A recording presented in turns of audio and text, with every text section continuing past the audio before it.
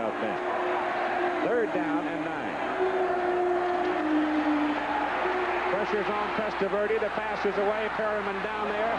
Tried to turn back to the ball underthrown, and it is incomplete, and Miami now will have to punt. And for the first time in the game, Pitt was able to get a little pressure on Testaverde. Oh, that's right, and they took him out of his rhythm. Not only that, but he had to throw the ball off balance, and before Perryman was ready. Jeff Fiegels comes on now to punt for Miami, averaging just over 41 yards per kick. And Terrell Austin is the punt returner for Pitt. And the Panthers should get pretty good field position out of this. Ball bounces back to Fiegels, gets it out of there, and gets a pretty good kick out of it. A tail dragger that goes out of bounds. Pittsburgh will have the football just inside their own 39. It was a 36-yard punt with 1:13 to play in the first quarter. Announcing the Valvoline 4-Guard I Love a Parade sweepstakes. Win a trip for 4 to 4 of America's greatest parades. To enter, watch the next commercial and remember what the driver of the smoking car says. Then go to a participating store for details. Big parade this year. It's the economy.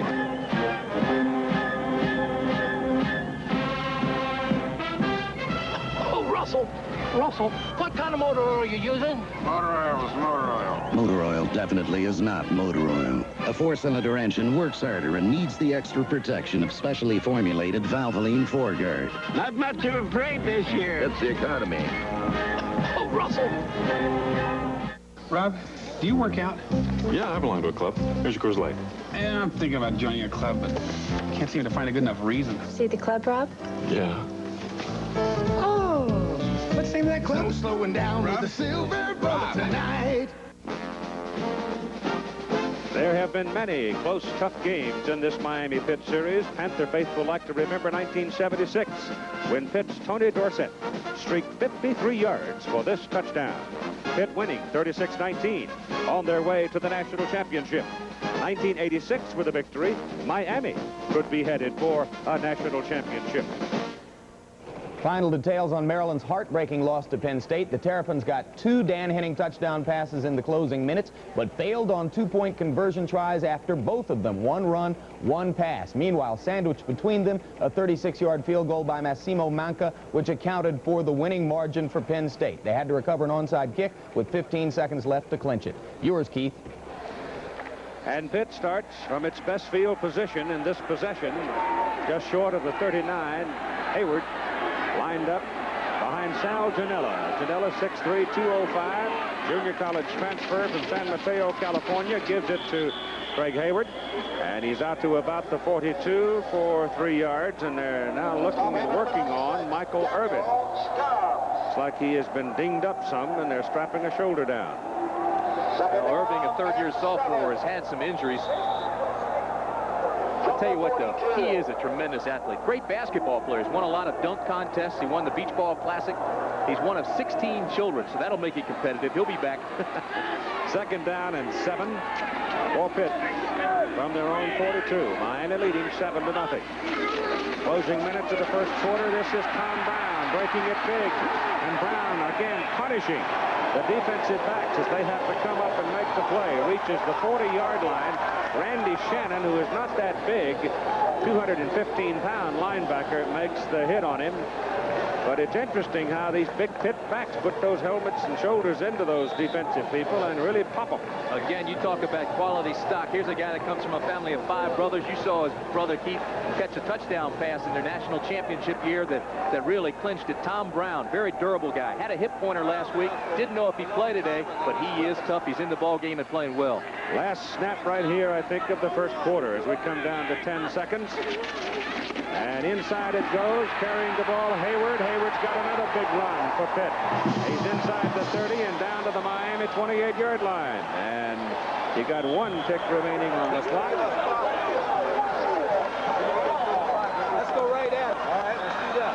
You heard it. Let's go right at him. That's exactly what Coach Gottfried wants to do. Mike Godfrey sees now that Miami has not adjusted to the run yet. Pitt's having success, and so they're going right at him, as he said. And after the first 15 minutes, it's Miami 7, Pittsburgh 0. 1986 Road Atlanta. The Nissan Zs are back to defend their SCCA championship. But this year they didn't just win, they dominated. Paul Newman and Jim Fitzgerald 1-2 once again in their 300ZXs in the top GT1 class. Scott Sharp leads the Z Parade in a 1-5 finish in the GT2. In all, 2 national championships, 8 top 3 finishes. Drive a 300ZX yourself. Know what being first is. The winner is 300ZX. The name is Nissan. Panasonic, the future of office automation. Advanced equipment with an extraordinary concept. The easier, the better. Panasonic offers solutions to your special computer problems. High-speed microprocessors, high-resolution monitors, and high-performance printers, which make them a very easy choice. Panasonic computers and computer peripherals, like our typewriters and copiers. The easier, the better. Panasonic Office Automation. The Florida Everglades and Old Milwaukee both mean something great to these guys. The Everglades means airboating, as close as you can get to flying without leaving the ground. And Old Milwaukee means a great beer. Cold, crisp Old Milwaukee beer and smooth, golden Old Milwaukee Light. There's nothing like the flavor of a special place in Old Milwaukee beer.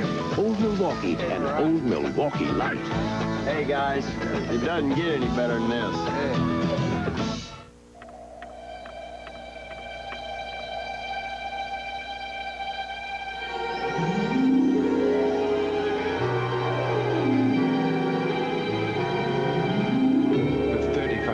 Automatic one-touch from Nikon. Automatic film load.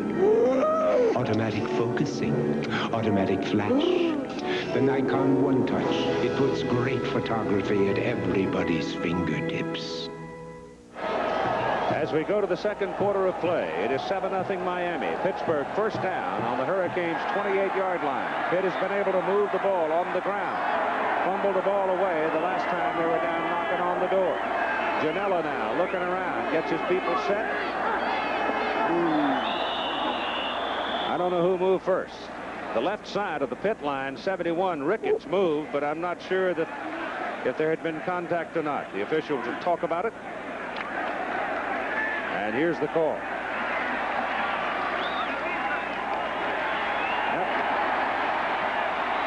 First quarter stats, Keith. Look at the left side. Rushing yards for Miami, 1. We told you that Pittsburgh ranks 12th in the nation in rushing defense. Hayward has 80 yards just himself for Pittsburgh, and they have 101. Now, they did attempt one pass. See up the top right-hand corner there, it says 0. They did attempt one pass, but it was a sack, so it's listed as a running play. But Miami has not adjusted to the run yet.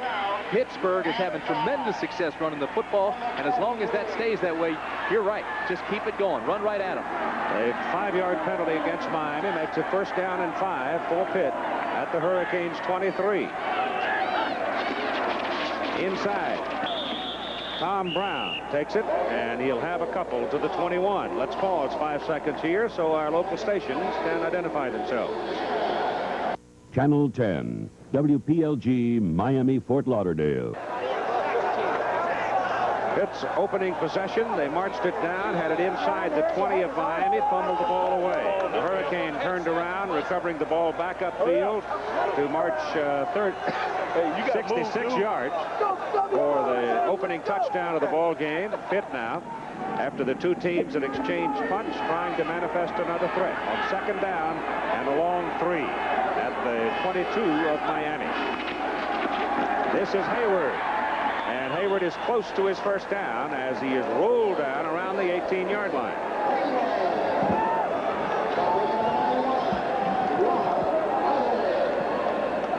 The linebackers for Miami, Rod Carter, 91, George Myra, 45, and Randy Shannon, 22, has moved in ahead of Winston Moss, who had played a lot.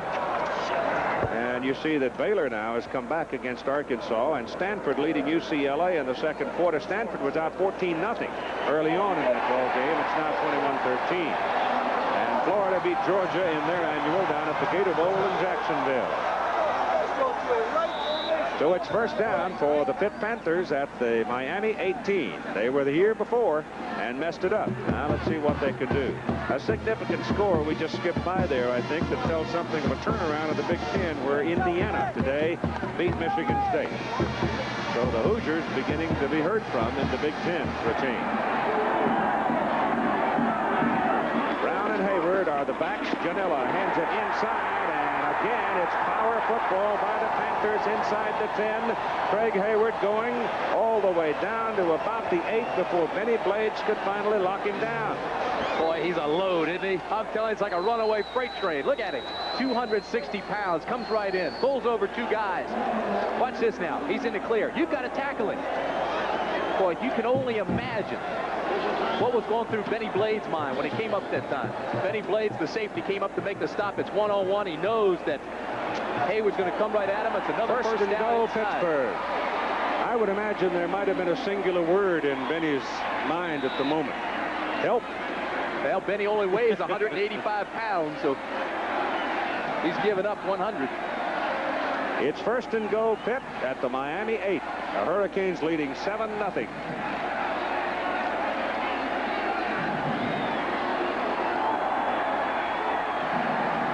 Sal Janela hands the ball to Hayward. To the 6 for 2 yards. Second and goal. We're in the second quarter. Just past 13 minutes to go in the first half. John Conjemi, fractured vertebrae last week in the loss at Syracuse, watching from the sideline. And this young man, junior college transfer, Sal Janela, getting the call from his coach, Mike Gottfried. Time taken now. Pittsburgh is in a posture of opportunity. And there was some confusion. They don't want to mess up on this opportunity. A man can spend years paying off an insurance policy and never reap its benefits. Well, guess it's time to go. We're going to miss you, Grandma. That's why the Equitable created Incentive Life. It lets you invest in a fund that's averaged 14.3% over the past 10 years. So a man will have something to enjoy. Are you coming, Grandma? Yes. While there's still time for him to enjoy it. Incentive Life from the Equitable. To those people who haven't yet said bye-bye basics, hello, Nissan Sentra, who haven't experienced the longer, wider, roomier Sentra, who haven't known the superior fit and finish of Sentra. To those people who bought basic when they could have bought a new 1987 Sentra, Nissan would like to say, relax. We've got one waiting for you. The quality and value is Sentra. The name is Nissan. Last season, these two teams met in the playoffs. The Miami Dolphins came out on top with a narrow victory. Now, the Cleveland Browns are looking for revenge. The rematch, Monday night. It is second down and goal to go for the Pitt Panthers from the Miami 6-yard line. Brown and Hayward lined up behind Janela.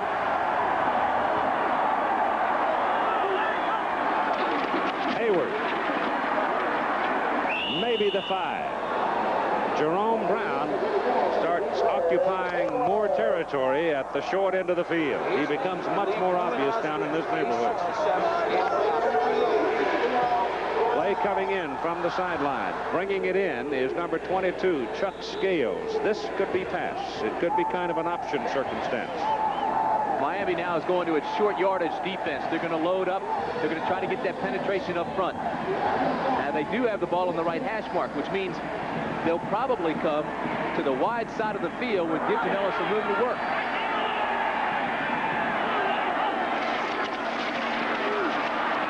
In the air, incomplete. Was it tipped? It was. At the line of scrimmage, it was tipped. He had a man in the end zone. Why'd you throw it like that? Billy Osborne looked like he was open in the end zone, and the ball was knocked away, and that falls incomplete. Well, he dropped. He was looking to the wide side again. He had 2 receivers out there, but here comes the blitz now on the backside from Miami. It looked... I think he just got buried. He was hit just as it released it and just fell short of the mark. I don't know. Ostowski was close to it, but I don't think it was. 22-yard field goal try. Kick is up, and the kick is good for Jeff Van Horn. 5'9", 170. He is a freshman from Cheney, Washington. That's over in Eastern Washington in Spokane, a long way from home. It's a Radio Shack Merry Christmas. Meet our family's newest member. Our new high-performance Tandy 1000 EX. PC compatible and now at an incredible $799, including a Christmas bonus color monitor. We saved $300. And it came with desk-made software like word processing, budgeting, filing, and more. Of course, all work and no play. Makes a dull computer. Right. The Tandy 1000 EX computer, just $799, only at Radio Shack. All over the country, people are learning about the new Nissan 200SX. They're examining the many important design changes on the outside. But more, they're experiencing the one important change on the inside. The new fuel-injected overhead cam V6. It's America's new Super Coupe. And it's just waiting to change your attitude. The quality and power is 200SX. The name is Nissan.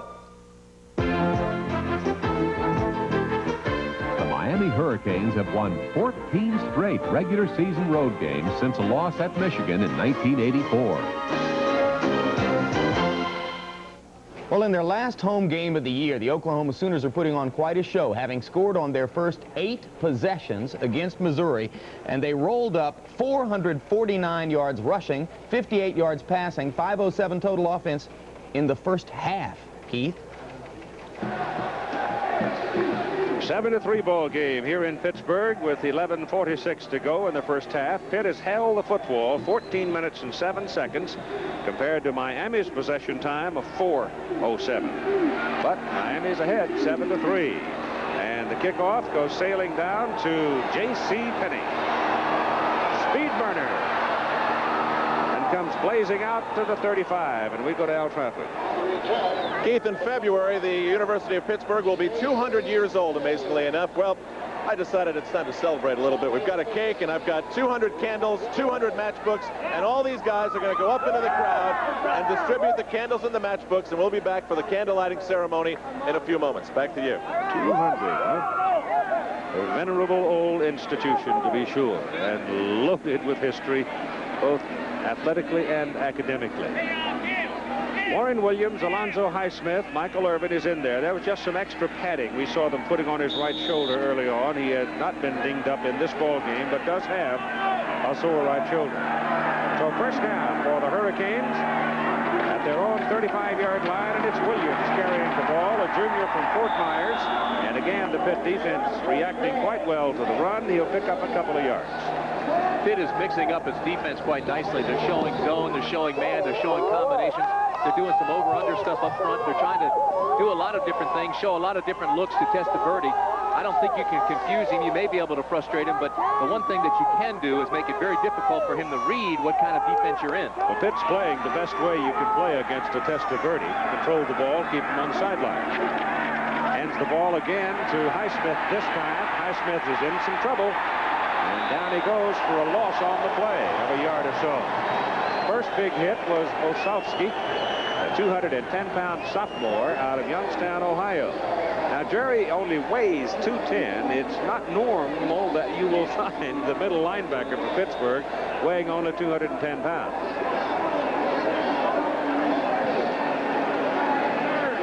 Ball is located at 37, where it is third down and 8 for Miami. Pitt showing the 3-man front right now. Linebackers are all bouncing around. Now Woods comes up, and so does Olszewski. Testaverde back to throw, gets his pass off to Perriman. Perriman is dropped short of the first down marker inside the 45, and there's a penalty flag back upfield, and it's going to be against Miami, I think, for holding. Looked like somebody had shirt-tailed the fella, and that's what it is. Did you see how Pitt was bouncing around on defense, trying to give a lot of different looks? Osofsky was out. C-54 looks like he's going to stunt. Now watch as the play starts. He backs out of there, and he's looking for that receiver coming underneath. Right now, he looks to the left. He looks to see where that receiver is coming underneath. There's your hold right there, too. Number 74, Riccozzi, had a hold of Walter Johnson, and he just rode him down, and that's what got the flag. The defensive front for Pitt, the 4 men, Tony Siragusa, 255. During the pass, 10 yards, previous spot, third down. Bert Grossman, 245, Johnson, 255, and Tony Woods, 240. So the penalty moves the ball back to the 27, where it's 3rd down. It would have been 4th and 2 if they had refused the penalty, forcing the punt. But now they give Testaverde another shot with it. He goes down the middle, and the pass is caught, and they've got a 1st down as Warren Williams comes out of the backfield from the flanker spot, and Testaverde just dropped it in on a parachute. So if Pitt had refused the penalty, they would have forced a punt on 4th and 2. Instead, they give Testaverde a 3rd and long, and he makes it work. I want you to watch something, though. Watch number 9 for Pittsburgh. He just stops. Darrell Wood, see him? He stopped. It almost looked like he thought that there was a receiver coming in behind him underneath. He stopped, and that just gave the opportunity for Williams to sneak behind him and make the play. And Miami is down near the Pitt 46 with the 1st down, leading 7-3 in the 2nd quarter of play. Staying in the air. Testaverde's got all day, and the pass intended for Urban is incomplete. It'll be 2nd down and 10. I mean, he has a week to throw the ball back there. Well, I tell you what, too, forget all of his numbers and statistics. They don't convey the effect that this man has on a game. Testaverde creates anxiety before the snap. The defense knows that he can hurt you and hurt you badly on any given play. 9:35 to play in the 1st half.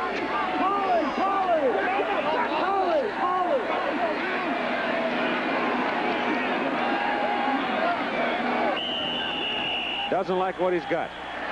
Steps away from it. Didn't like what he saw. He wasn't sure what he saw. There was a defense across there that he didn't like. He read it, called timeout.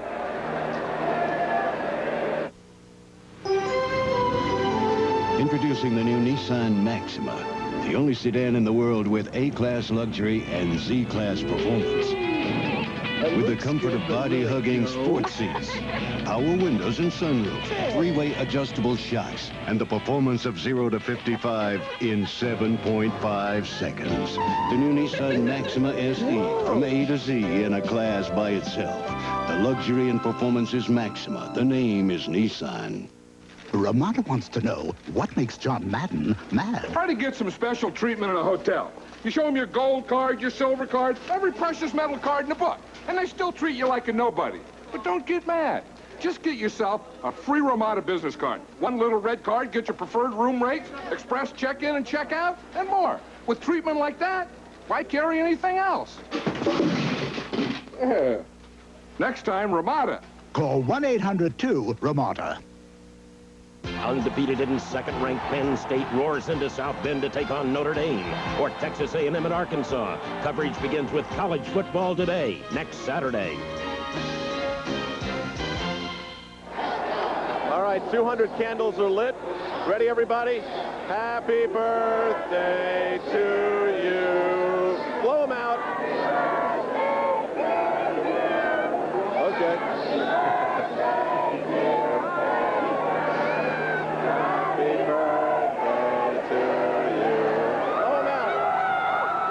It's 2nd down and 10 for Miami as they go to the run. Give it to Highsmith, and Alonzo Highsmith is close. In fact, he has, I think, a 1st down as he cut back to his left with a man hanging on, and his final surge may have given him the 1st down. I want you to watch number 77 in white for Miami, Paul O'Connor. He's the guy that comes back and makes the fold block that just frees Bratton on the run. See right there? There he is. 77 came out, made that block. He cut back into the middle and almost picked up the 1st down.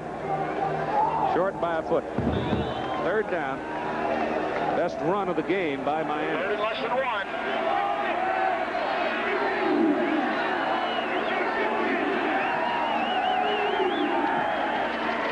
Highsmith bangs across the 35 to the Pitt 34, and 1st down for the Hurricanes, leading 7-3 with 9:07 to play in the 1st half. Now Miami starting to play some possession ball themselves as their running backs start to find a little daylight. Pittsburgh still with a big edge in time of possession, which, as we noted, is the best defense in the world against Vinny Testaverde. Keep him off the field.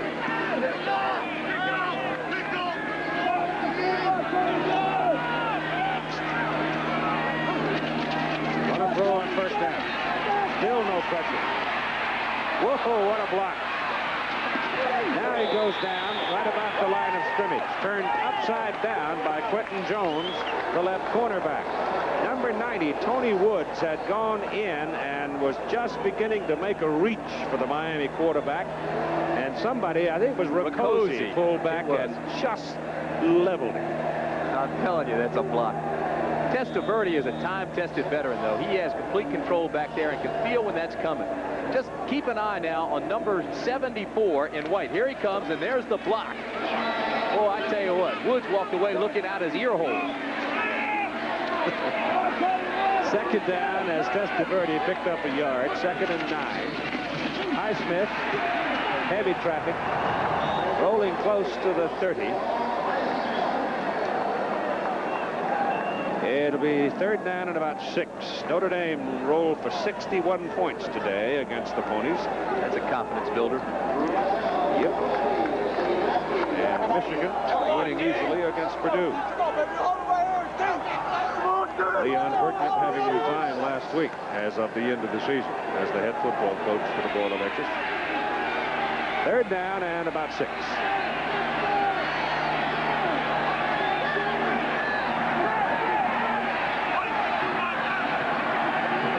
Testaverde checking off, changing the play. This time Woods almost gets loose. Now there's some pressure from the other side, and they sack him.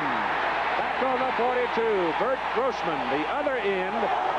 Woods had made his presence felt on the 2 previous plays, and though he had been leveled both times, that opened the door for Bert Grossman. Watch number 90 first. That's Woods. He'll flush him out of the pocket. See, right away. Testaverde sees him. Now he flushes. He tries to get out of the pocket. Now Grossman chases him, won't let him go. Grossman has good speed, brought him down from behind because Testaverde can hurt you if he gets loose. He's got quick feet. Biggles in the punt for the Hurricanes, and he shakes it dead right. But gets a pretty good bounce out of it, and the ball goes out of bounds at the 20. So the Pitt defense comes up with a big play, forcing a 22-yard punt. It's 7-3 Miami.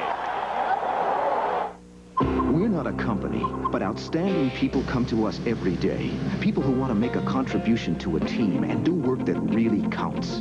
People eager to see new places, do the unusual, and find the unusual. People who become your friends for life. People just like you. We're not a company. We're your country. We're the Navy, the Air Force, the Marines, the Army. We're the Armed Forces. It's a great place to start. Take me back where I belong. Take me where it's safe and warm. The Goodyear Vector is the all-season radial that pumps water away to keep more tire tread on the road. And for some, that's a comforting thought. Take me home. Goodyear, take me home. Never matters how far I go. Goodyear, take me home.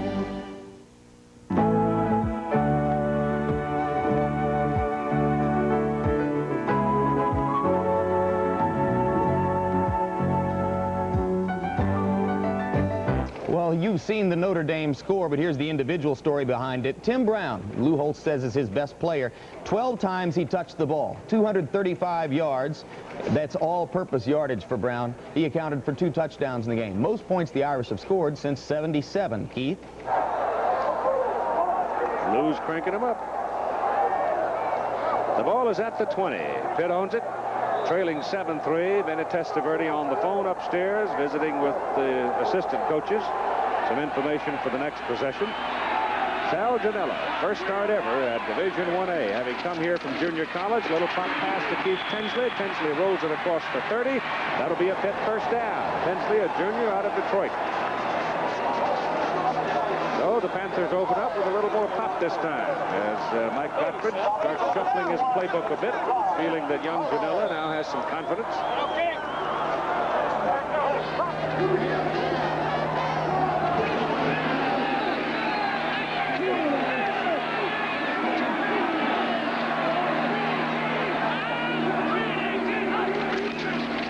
Hand off is to Craig Hayward up to the 35. That's a pick up of 5 yards on that play. George Myra brought him down. Bill Hawkins helped him. Haywood now's over 100 yards, Tim. He's got 18 carries, 101 yards in the first half. He's tough to stop it. I mean, how do you stop him? Unless you're a lineman yourself and as big as he is, you need help.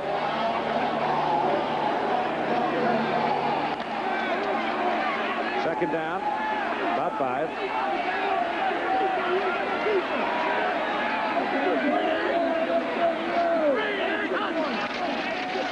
Hayward again. This time he is whacked for a loss by Rod Carter. Yesterday, Coach Mike Gottfried had this to say about his game plan for the Panthers. And offensively, be able to have some success running the football and throwing some short routes to keep us in the ball game. And then game plan wise to eventually get to the long ball stuff and the big play stuff. To me, that's the ideal game that we need to win. I told our ball club the key for us is that we stay close to first and second quarter. And what I mean by close is within 10 to maybe 14 points. It can't get any more than that, and maybe can't get any more than 10. And to keep the pressure on Miami and us play loose and be able to get to the second half and allow the crowd to still be in the ball game. If we can get to that stage, the third quarter, and the end of the third quarter where we're within striking distance of win, then we got a chance. All right, while you were watching, it was Janela dropping back to try a pass, and Miami's just eating him up each time that he's gone back to throw. Can't tell you how close Jerome Brown almost came to making that interception. Pitt punting, good kick by Rasp. It goes back to the 24 where it is taken by David Kintai. Kintai's out of bounds on about the 26. It was a 43-yard punt. But something must be happening to tip Miami because their rush is so positive on each one of the passing attempts. Because right now, Keith, they're only playing the pass. They came into the ball game with a defensive game plan against the run and shoot offense that Pitt has run all year. Well, Pitt has gotten away from that. They've gone to a running attack. And they're just coming with an all-out pass rush the entire time, even when they run. That's why the run's been so successful. When Pitt does pass, boy, the pressure's still there. 27-yard line of Miami, first down for the Canes. And Testaverde hands the ball off to Warren Williams. And Warren Williams is decked by Olsovsky. And maybe a yard on the play. Miami Dolphins, Cleveland Browns from Cleveland, Ohio on ABC's NFL Monday Night Football. Next Monday probably be kind of crisp up along the old lake. But it's a ball game that's particularly important for Cleveland because Miami is one of those kind of teams, even though they're having a down year, still jump up and bite you. Testaverde, short pass thrown underneath, intended for his tight end, Alfredo Roberts. And Billy Owens was there, but the ball bounces off the hands of Roberts, and it's incomplete. So it'll be third down and 9 now for Miami. Miami has rushed the ball, as you see what we have for you at halftime. Miami has rushed the ball 10 times for 3 yards. These words and numbers coming at me, I get confused. Don't load me down. Third down and 9. 4 minutes to go in the first half. Testaverde back on third and long. No pressure. Pass is caught. First down, Hurricanes at the 42. Pulled in by Brian Blades. Miami's doing a fine job on the offensive line of picking up Tony Woods on one side and Grossman on the other. Now watch the offensive line. They aren't that big, they aren't that strong, but they've got quick feet, good hands, and they just kind of keep them out and give Testaverde the time. Now, there's nothing fancy about that. It was just a post pattern by Brian Blades. Came across the middle. The ball was waiting for him. First down, Miami. Go to the run, give it to Williams, and Warren Williams gets hammered by Steve Apke, the left side linebacker, a senior out of Cincinnati.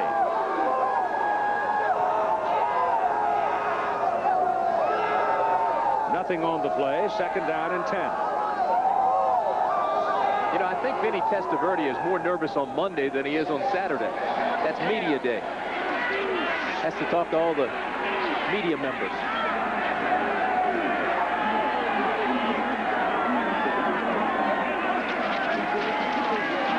Rolls left. Pass is incomplete. He either overthrew somebody or else underthrew Irvin. Because Michael Irvin was the deep man. Boy, it looked to me like the ball could have been picked off. There were 3 defenders right in the area. They were in a zone coverage, and it looked like all 3 of the guys were waiting for the other one to pick it off. Don't sit around and wait. Be aggressive. Yeah, it looked Go like get they it were yourself. actually setting themselves for a blocking posture, didn't it? Sure. Watch Look now. up the top right corner now. All right, you can see them drop back into their zone coverage here. See, they don't all have men. They're just dropping back. Now, see the top of your screen? Here comes the ball. 3 guys standing there, and they just let it drop. 3rd down and 10. Passes away. He's got a man wide open, Warren Williams, and he drops the ball. The worst place in town, too. He dropped it right in front of the head coach. Oh, boy, that won't make Jimmy Johnson happy at all. Testaverde drops again, and now there was a broken coverage that time. We were in man defense. Somebody didn't pick him up. Williams is all alone. Look, he's looking at him the whole time. He doesn't even have to look off, and he just releases it. And the ball was there, and Williams dropped it. Eagles for the punt. Accepted back on the 24-yard line by Terrell Austin. 34-yard punt. No return for Austin. And the Panthers will have it first down at their own 24. Freddie Highsmith, the linebacker, sophomore, came down on the special team, and he was the hot man that got him. Time remaining first half, 2:41. It's a 7-3 ball game, and that is the famous Cathedral of Learning on the campus here at the University of Pittsburgh.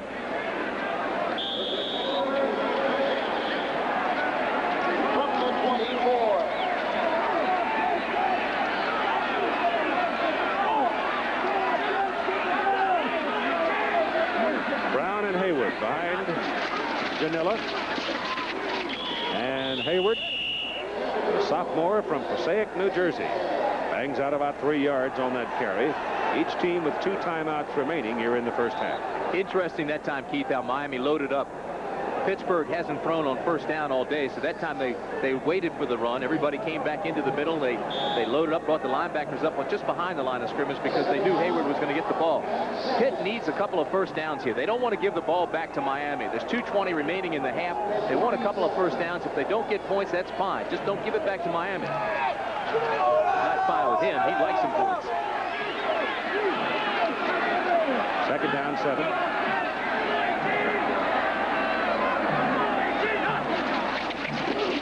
Here comes Hayward. And hit by Carter. Rod Carter, a 215-pound sophomore. And he whacks you with some authority when he hit you. You know, I asked the question in the last Pittsburgh offensive series, how do you stop Hayward? Well, the last 2 times Carter has shown us. Yep, stopped him right in his tracks. Nickel defense coming in now for Miami on 3rd down and 6. The football is resting at the just outside the 28-yard line of Pitt. Clock rolling along at 1:25. He's got to hurry to get the play off. Go to Hayward. He's hit behind the line of scrimmage by a penetrating Soleo, and then the tackle is made along the line of scrimmage. 1 second left on the clock that time, on the 25-second clock when the ball was snapped. And the Panthers now will have to punt on 4th down. Timeout is called and charged to Miami, and Miami will have 1 remaining with 1:10 to go in the first half of play, and leading 7-3. Who says you can't have old world taste and a new world waste? Old world aging and the new world's youthful spirit. Europe's finest hops in America's finest light beer. Michelob Light, old world quality from Anheuser-Busch. Michelob Light, the best of both worlds. Michelob Light, oh yes you can have it all. Today's small cars are tougher than ever on oil. Their high-compression engines not only rev high, they can run hotter than regular small car engines. Their searing heat can begin to break down an oil immediately. That's why there's Castrol, the only leading motor oil that in every grade provides maximum protection against viscosity and thermal breakdown. So use Castrol before your engine does something to get you heated up. Castrol, engineered for today's smaller cars.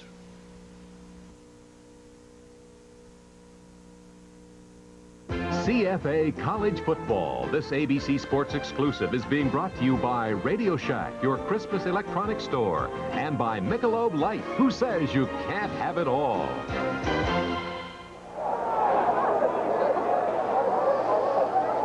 Pittsburgh will punt now with a little more than a minute to go as John Rasp has come in and David Kintai goes deep on a rainy afternoon at Pitt Stadium. Miami leading 7-3, and they'll get a shot at some more here in the closing moment of the first half. Rasp punts away. It's a pretty good one. Taken by Kintai at the 33, gets around the corner. And he's gone. No flags, touchdown Miami.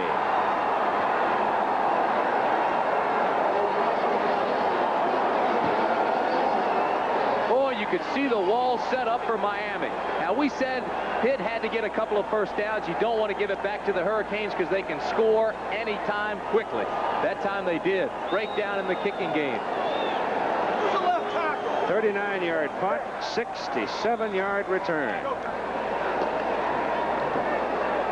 You saw the poise of Kintai as he waited down around the 35-yard line until the block set for him, and then he went on untouched. The extra point by Greg Cox is good. Let's take another look at it, Keith, and you can watch the wall set up. Now, it was not a particularly long kick, but it was high. Here comes the coverage. You can see everybody's bunched in there in blue shirts. You can't leave your lanes. It's a cardinal sin to leave your lane. The outside contained man went inside. Now, here's Rasp, the punter. That's where Kintai waited for his block that you were talking about, and then he just sailed the rest of the way. Boy, you can't leave your lanes when you're covering on punts. Now watch, it was a right return all the way. Now you can see the wall set up. There's 1, 2, 3 white shirts. See the wall all the way down, and he just seals. And then the last guy, of course, is the punter. They take him out of the way with just a cutoff block. Didn't have to knock him to the ground, and Kintai takes it in. Nicely done by Miami. Poor coverage by Pittsburgh. And it's 14-3 for the Hurricanes, and there's still 55 seconds to play in the first half.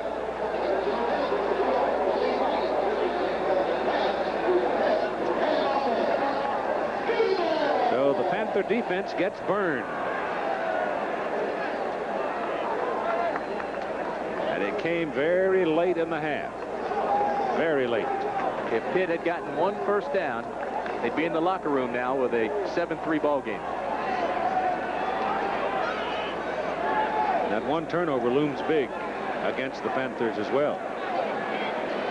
Mark Seelig, a senior out of Mount Dora, Florida, will kick it off. And Tinsley is deep, waiting for Pittsburgh. The wind is gusting once in a while up to maybe 15 miles an hour, kind of swirling around. Miami will have the opening kickoff for the second half, too, because they won the toss and deferred the acceptance of the ball for the second half. Panthers have 2 timeouts remaining now as Seelig gets ready to kick it.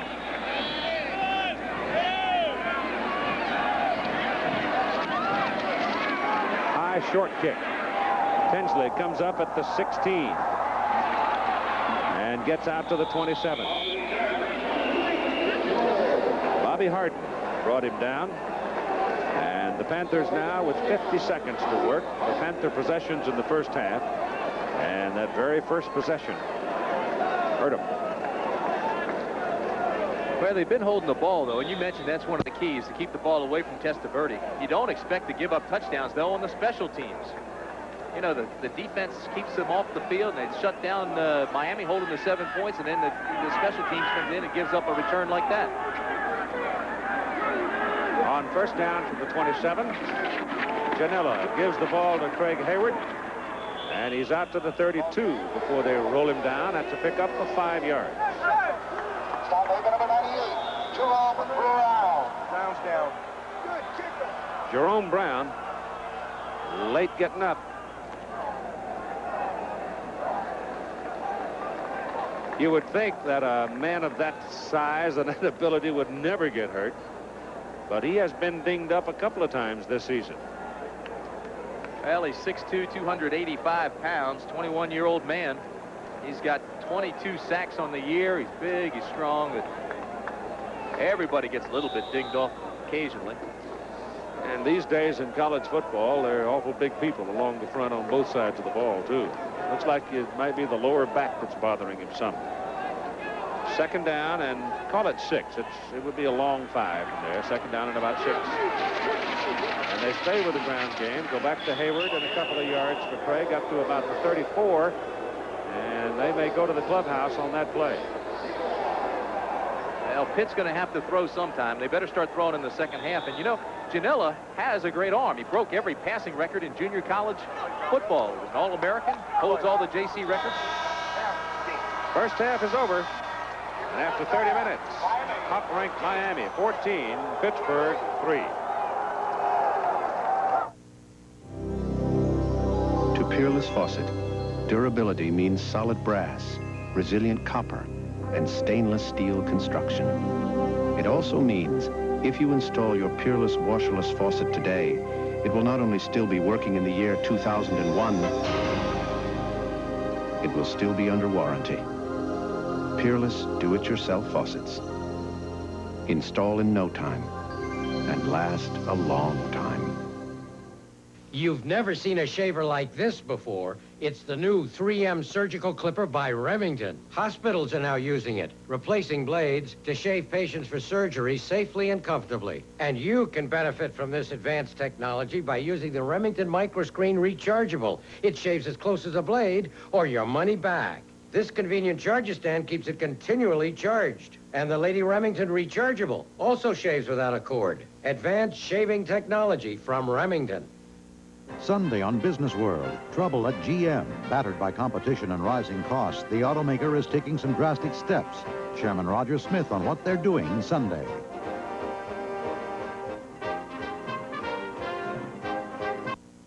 Are you thinking about Corolla, Accord, or Camry? Stop and look at the real Chevrolet value. Take a look at the new 87 Nova built together by Chevrolet and Toyota at your Palm Beach County Big Four Chevy dealers. You can buy a Nova this week for under $9,400 with 44 features and options. You'll see the Nova difference in a heartbeat. Under $9,400, even less with dealer discount. Only at your Big Four Chevy dealers of Palm Beach County. Steve Moore, Bruce King, Dennis Ronrath, and Roger Dean.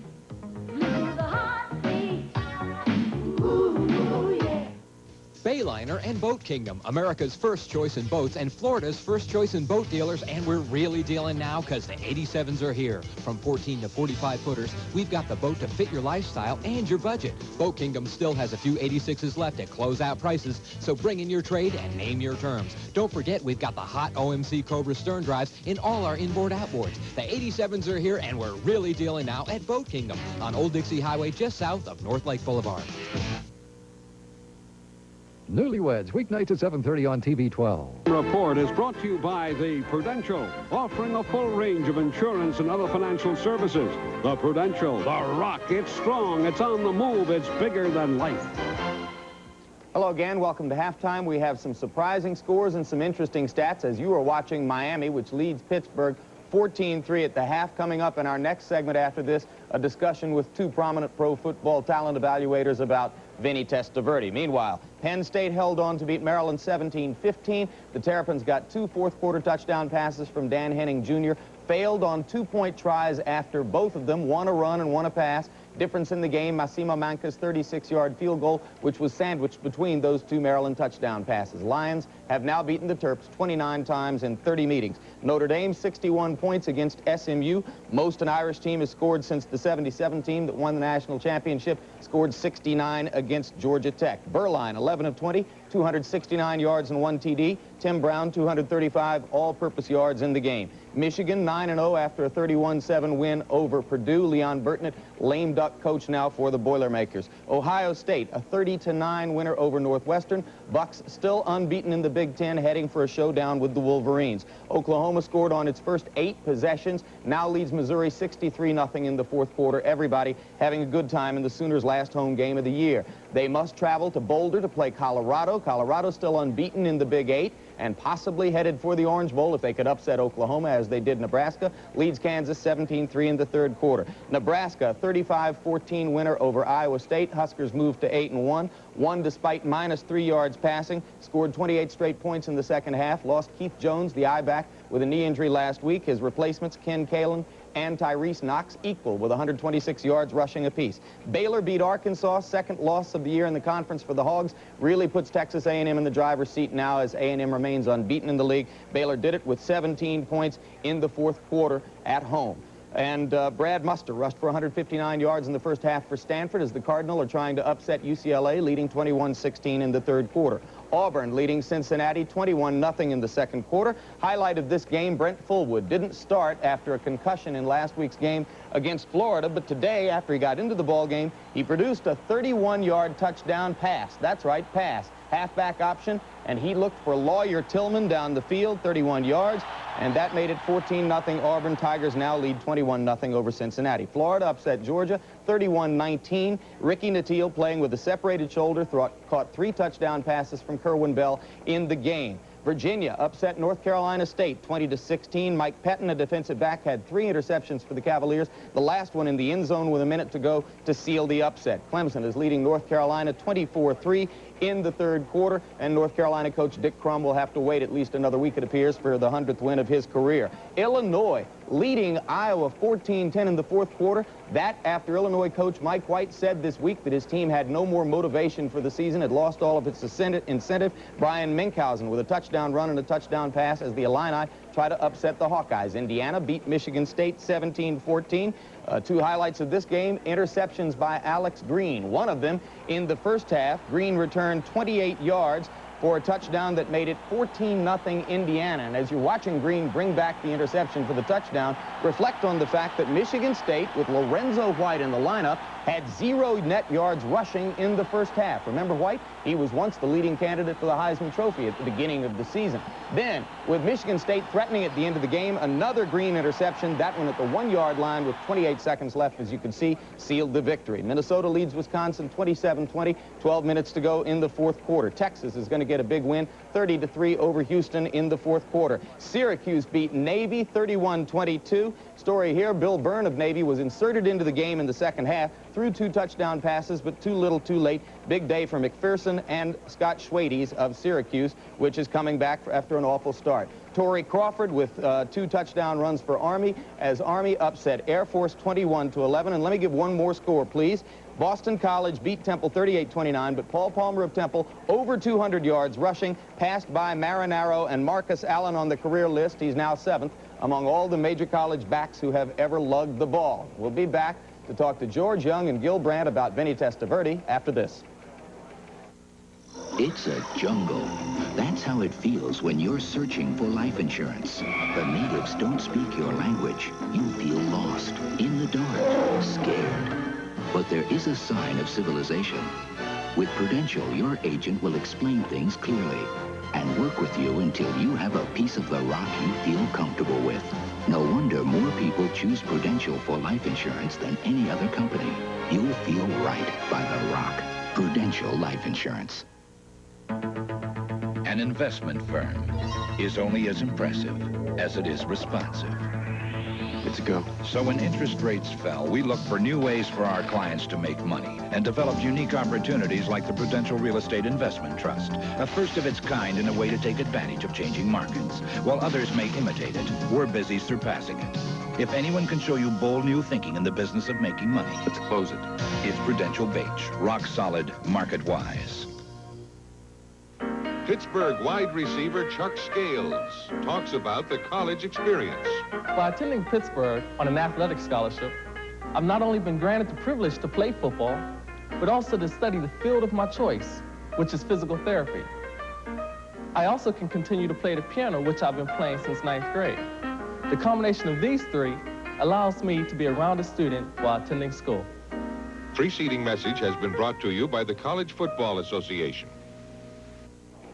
Score in Pitt Stadium, Miami leading 14-3 over Pittsburgh at halftime. In case you tuned in late, the first touchdown for Miami on their first possession of the game, scored on a Vinny Testaverde pass to Brett Perryman for 28 yards. In the drive, Testaverde in good form, 4 of 4 for 66 yards, including this, the touchdown, another good start for The young man is having a brilliant senior season and looms as an apparent #1 choice in the NFL draft coming up early next year. With us now, Gil Brandt, the personnel development chief of the Dallas Cowboys, who is at the stadium and watching that football game. Gil, only 9 times since 1947 has only one quarterback been taken in the first round. Could it happen this year?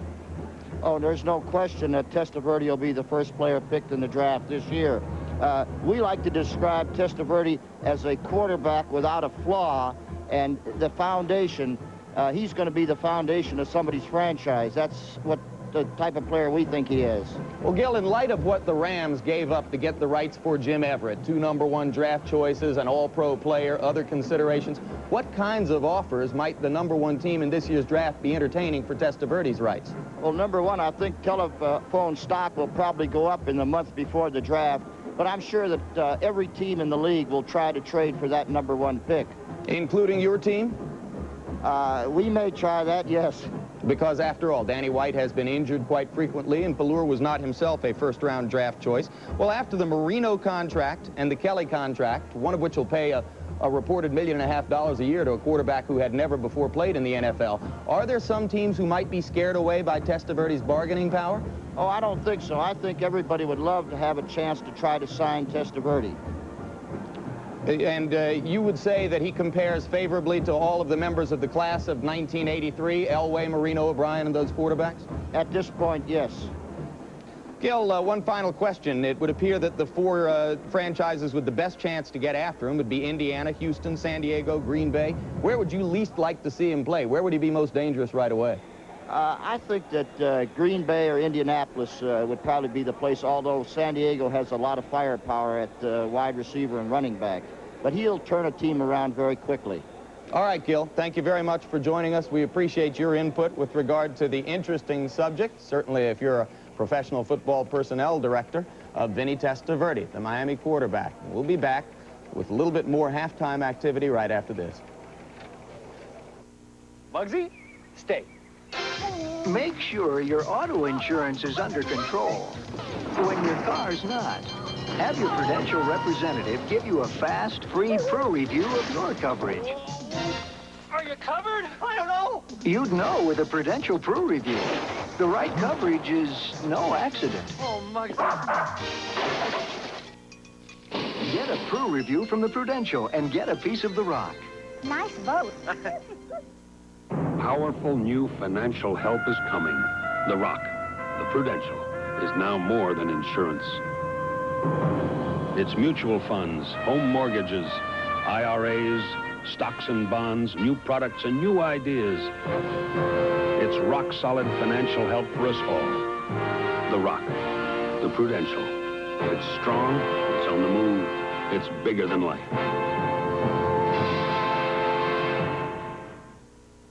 Colorado State fullback Steve Bartello talks about the importance of education. I'm convinced that you need to hit the books as hard as you do the practice field or the weight room. Getting good grades will help you in 3 ways. First of all, you need good grades to get into college to play football. Second, you need to maintain good grades if you want to continue playing. And finally, through getting my degree, I know that I'll have something to fall back upon when I'm through playing college football. A preceding brought to you by the College Football Association. Welcome back to the Prudential Halftime Report. First, let me correct a statistic on Paul Palmer of Temple, who in today's loss to Boston College carried it 38 times, 212 yards, and 2 touchdowns. Did not move past Marcus Allen on the career list. We were 21 yards off on that. And so Palmer is now number 9 on the career rushing list, with this senior season still continuing. Meanwhile, West Virginia upset Rutgers 24-17 at the Meadowlands. 2 Andrew Johnson touchdowns in the 4th quarter. Gordon Lockbaum of Holy Cross, the two-way player, rushed for 94 yards, caught 7 passes for 81 yards, had a kickoff return, 2 tackles in Holy Cross's 17-10 win over Bucknell. Crusaders are 9-0 for the first time in their history. 4th year in a row that Florida State and South Carolina have combined to score more than 60 points. This time it was Florida State with a 45-28 victory after they had trailed in the game 21-6. Chip Ferguson engineered the comeback. And the individual performance of the day by Ivy Joe Hunter of Kentucky, who had 30 carries for 238 yards and 4 touchdowns in Kentucky's 34-22 victory over Vanderbilt. So that's it for the Prudential halftime report from here. This is the time at which many of you break away for 2 minutes of local news and information, and the rest of you will be going back to Pittsburgh and Keith Jackson. The halftime report was brought to you by the Prudential, offering a full range of insurance and other financial services. The Prudential, the rock. It's strong, it's on the move, it's bigger than life.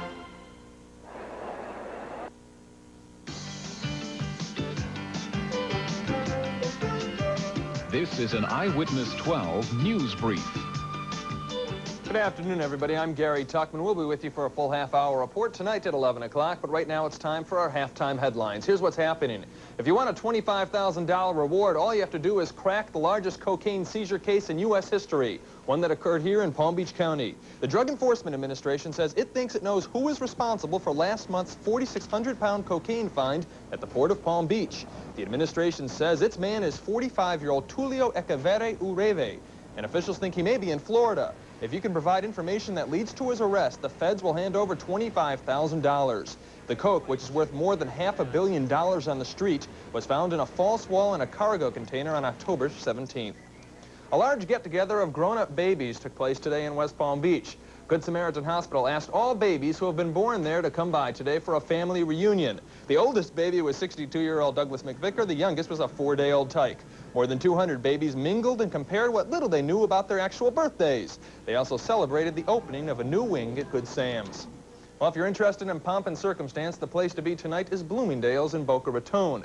In honor of the store's grand opening, Broadway entertainer Peter Allen will be headlining a concert in the store. He will head a 150-piece band at a party where 1,500 people are expected. The dancing, cocktails, and dinner will cost $150, and if you show up, it's a black tie affair. We'll tell you more about it at 11. Weather-wise, it was another beautiful day in the Palm Beaches today. Right now, under partly cloudy skies, the temperature in West Palm Beach is 82 degrees, the humidity 70%, the winds easterly 18 miles per hour, the barometer 30.15, holding steady. Here's our forecast for tonight. Partly cloudy skies, lows from 75 to 77, winds easterly at 10. And for tomorrow, a mostly sunny day with highs from 84 to 87, winds easterly 10 to 15 miles per hour. Bob Nichols, Dan Oliver, and I will be back at 11. We hope to see you then, everybody. So here at Pittsburgh, the rain continues to come down. The wind is starting. The weather's getting a little worse is what's happening. Right now, let's have some fun as we join Al Trautwig for this report.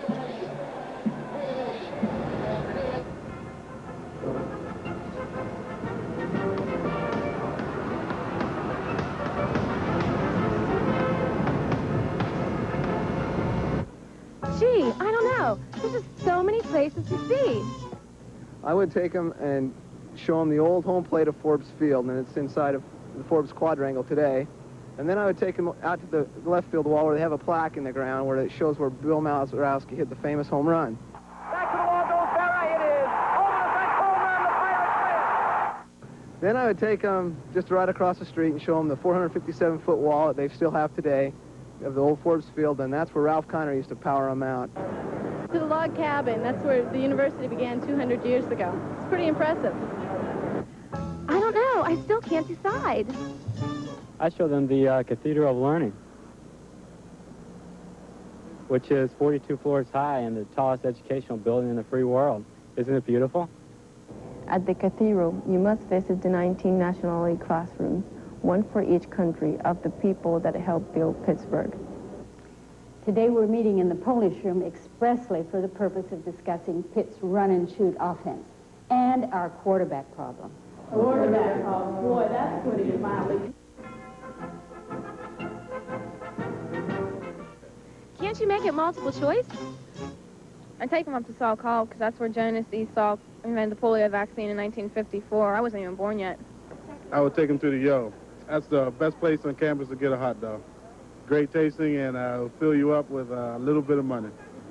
King's Court Theater. It's a really great-looking building. Besides, it used to be the old police station. 54, where are you? Al, wasn't its feature supposed to be less than 2 minutes? You're out of time.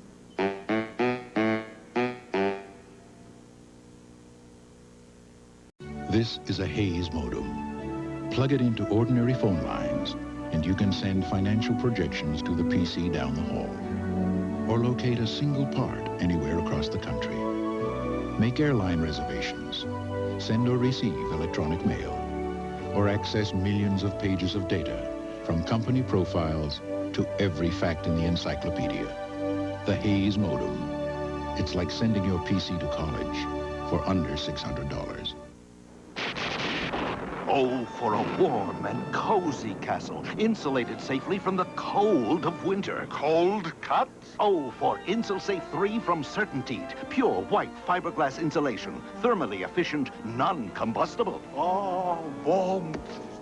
For year-round comfort. Help protect your home or castle. Insulate safely with Insulsafe 3.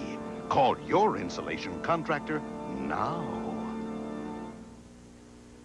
Ready or not, babe? Orion Pictures presents something different. Wild thing, I think I love you. Oh, my gosh. Wild thing. Something daring. You make my heart sing. Something dangerous. Melanie Griffith. Jeff Daniels. Something wild. Rated R. Now playing at a theater near you. Check papers for times.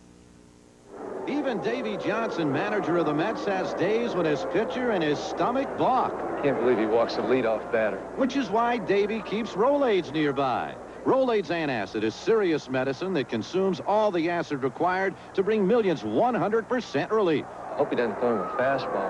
And on days filled with errors and frankfooters, Rolaids relief is what's needed most. I should have gone into golf. Get serious relief. Get Rolaids. It's a rematch of last season's AFC playoff game. The Miami Dolphins own the #1 passing offense, but they still remember that dramatic meeting with the Cleveland Browns. Led by quarterback Bernie Kosar, the Browns narrowly missed a major upset. Now they meet again on ABC's Monday Night Football. CFA College Football. This ABC Sports exclusive is being brought to you by Remington Microscreen Shavers and by Hayes Microcomputer Products, a leader in computer communications. Say yes to the future with Hayes.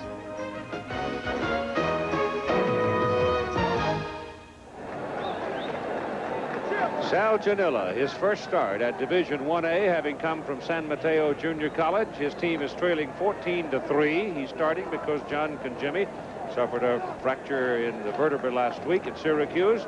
This is pretty much the story of the highlights in the first half. 28-yard touchdown pass here, Testaverde to Perriman. Perriman just runs a post pattern and beats the corner on that side, but the key to the play was that there was absolutely no pressure put on Testaverde. He had all day to throw. Pittsburgh defense handled Miami's offense pretty well with a 1:10 to play in the first half. Pittsburgh punt, David Kintai goes 67 yards for a touchdown. Catastrophic for Pittsburgh. Pittsburgh had the football. All it had to do was get a first down and melt the clock and go in with a 7-3 score. Instead, they punt the ball back to Miami. They have a breakdown in their punt coverage, and the wall sets up nicely for Miami, and he scores. And Testaverde now borrowed a raincoat, I guess, from somebody in the Dolphins. Anyhow, that would, I don't think, indicate that he has particular druthers about where he works next year. All right, here's the kickoff by Jeff Van Horn to J.C. Penney. Penney from the 2-yard line comes back to about the 22, maybe the 23, before he is brought down. Miami having the option to receive to start the second half. The rain now is very heavy, heavier than it's been all day. Here's Al Truffwig. Keith, the sandcastle is complete. I'm back here with Sherry and AJ, who have to get out of the sun before they get burned, of course. Sherry, what is this supposed to be? The Cathedral of Learning. All right, we have a shot of the Cathedral of Learning. Let's see how much it looks like it. AJ, I don't think you guys ought to go into architecture. Yeah, we just got back from the school of engineering, and I mean, the blueprints, it took us a while, but it's there, it's beautiful. All right, thanks for putting up with the rain and everything. Great day on the beach, Keith. As Mel Bratton comes out of there with the ball for Miami, running over the left side behind Maddox and Alekna, and he moves it out close to the 30-yard line. Testaverde, 7 for 14, 119 yards, 1 touchdown, no interceptions. That is a big stat right there. And then Janilla, you can see, has only thrown the ball 3 times for 11 yards. He's completed 1. This is the 5th possession of the ball game for the Miami Hurricanes. It's 2nd down and 4 from their 29.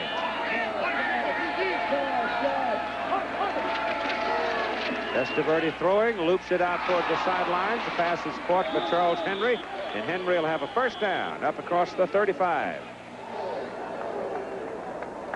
Well, they're the statistics. And, of course, again, we tell you that the game was dominated on the ground by Pittsburgh and dominated in the air by Miami. That's the type of game it's been. 2 turnovers have been the key, or the 2 breakdowns, rather. The fumble, which Testaverde took it right down the field and scored on the pass to Perryman, and then the punt back to Miami and the breakdown in the coverage when Kintai ran it back for the touchdown. 36-yard line, first down Miami. Fumble in the backfield as Testaverde handed the ball off to Mel Breton. Never got a handle on it, and the loss is back just inside the 30.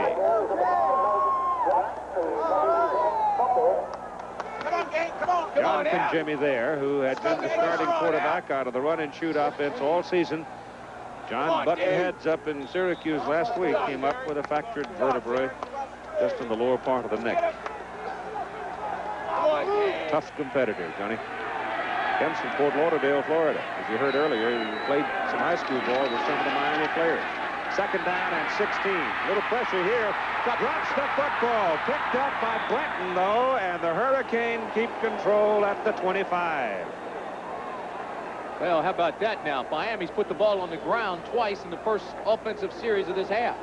Testaverde drops. The pressure comes from both sides. Tony Woods from one side, number 90. Grossman on the other. There's the ball. Slips right out of his hands. Now, it has been raining. And there's a slight drizzle right now. The ball could be slick. Well, the field's got a lot of water on it because we've got big puddles now beginning to reflect the lights. Very difficult to see the yard marker, actually. You'll see the yardage. Third down and 22 as Testaverde goes back to throw. Has time, goes down the middle. The pass is caught by Urban at the 41. He is thrown out of bounds at the 42, and that is short of a first down by 5 yards. It was raining very, very hard when they came out to start the second half. It is slacked up now, but still drizzling some, so it's quite wet. And the temperature, of course, is going down, down, down. Jeff Fiegels in the punt. 36, 22, 34. 3 kicks today. Shoots that one very, very high, and Terrell Austin, a junior out of Sharon, Pennsylvania, makes a fair catch. A 34-yard punt, but it's efficient in that its hang time was so pronounced, forcing the fair catch. When me and my buddies head off to West Texas, nothing works like my Chevy S10 Maxi Cab 4x4. With Instatrack 4-wheel drive, the optional off-road suspension, it can take us to the wildest place in the West. The Terlingua Chili Cook-Off. Come and get it! Good, huh? Yeah. Nothing works like a Chevy truck. Nothing. You see, today is tomorrow in Japan. So when you come for a car tomorrow, it will be today. Life takes a time. Remember, Rome wasn't built in a day. Take it to Midas. At Midas, we can replace mufflers, brake shocks, or struts on most foreign cars, and we won't take all day to do it. Time is money. Take it to Midas. If I'd wanted it tomorrow, old chap, I wouldn't be here today. Take it to someone you trust. Michael Irvin came off the field after that last play and was holding his shoulder. He looked like he was in a lot of pain, and we saw him taping that earlier. And we didn't think he had gotten banged up. Obviously he had. He's playing in pain. Pitch ball, first down, 24. Hayward is not in there right now as they come out with Brown, the lone remaining back. A little different setup, and they're going to throw the ball. Jamela throws it over the head of Brown. So I think there the inexperience surfaced, showed up. You've got to let him throw a little bit, though. Here's Al. Keith, I just walked over to the Miami bench and spoke to Mike Irvin. He told me himself, I'm okay, so I don't think there's anything serious. Look to see him back in the game soon. He had some extra padding put under that shoulder before, as we already reported. Thank you. And Janela now, 1 out of 4 in the ball game, but as Tim said, they've got to let him throw the ball some. But this is not exactly the place on the field where you want to do it. Turn over here, and Miami's in the posture of slamming the door as we have contact along the line. Soleo pointing his hand at Stepnowski.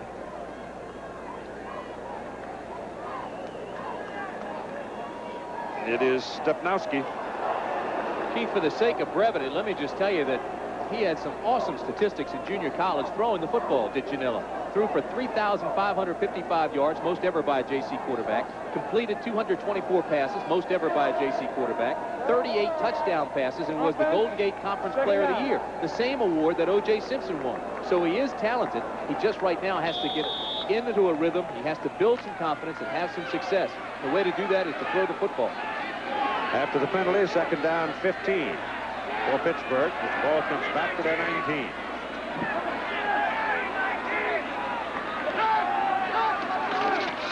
Hayward in the lineup.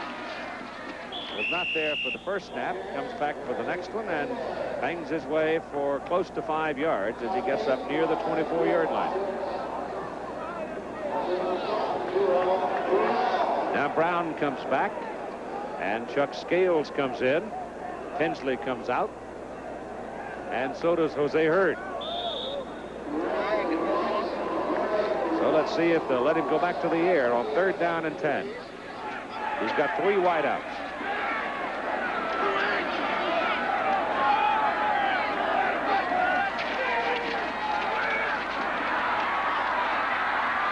Gets his pass off, and it's intercepted by Miami. I think he just absolutely threw it right at one of the Miami players. I thought it was number 29, Don Ellis, maybe, that picked it up. He was falling down across the way, and it looked like Janela just threw it right to somebody. It's Bubba McDowell, 48.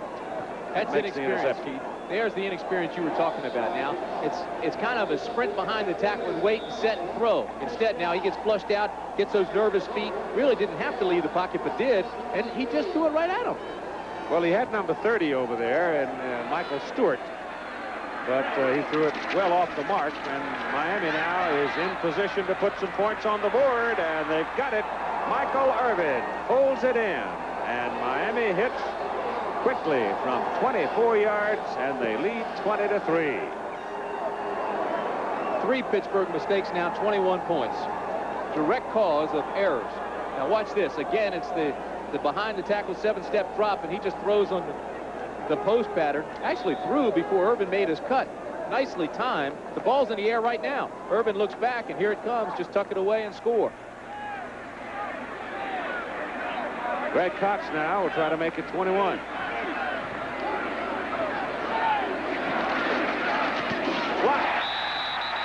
Number 54, Jerry Olszewski, the middle linebacker, came down the middle and blocked it.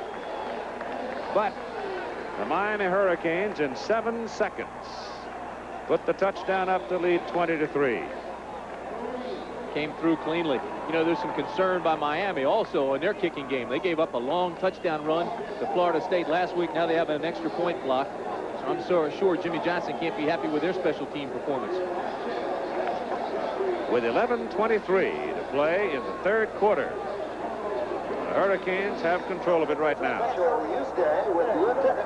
AT&T is in success stories for small business. Listen to how AT&T and telecommunications help turn small businesses into bigger ones, and learn to write your own success story. Who says the little shrimp can't be big business? AT&T showed us how telemarketing can pull in customers from coast to coast. Hi. AT&T explained how an 800 number in catalogs makes it easier for customers to reach me. Now, my bunny business is booming. AT&T helped me turn my one-man shop into a 75-man operation. Now I'm wheeling and dealing cross-country. Call 1-800-443-4520 now for your free booklets and learn how AT&T can help you manage field sales, improve customer service, expand markets, and ease cash flow with telecommunications ideas to grow on. Why not let AT&T help put you on the high road, too? AT&T, the right choice. The mighty Penn State Nittany Lions collide with the Fighting Irish of Notre Dame, or Texas A&M meets Arkansas. Coverage begins with college football today, next Saturday. Irvin, who just pulled in the touchdown pass for the 20-3 lead from Testaverde. And I mean, they go for the juggler quick, don't they, when they get that ball in position like that. And the weather now is getting worse and worse. It's raining harder. The wind is now gusting more. Irvin got healthy in a hurry. He now has at least one touchdown catch in 17 of the last 20 starts at Miami.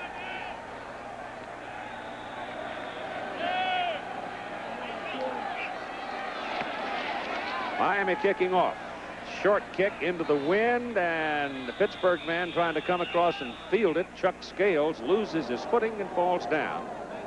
And they'll give Pitt the ball up around the 25-yard line. Janela's yardage now, the young man from junior college making his first start. He has thrown for 11 yards, but he has lost 24 running with it, so he's minus 13 net as of this point. Threw an interception the last time. Let's see what Mike Gottfried wants him to try this time, whether he lets him throw the ball some more. Tough place on the field to be throwing it. They've put it down now at the 23-yard line, and that's where Pitt will start. Hayward's out as a flanker. Hand off to Brown, and Brown stood up a yard short of the line of scrimmage.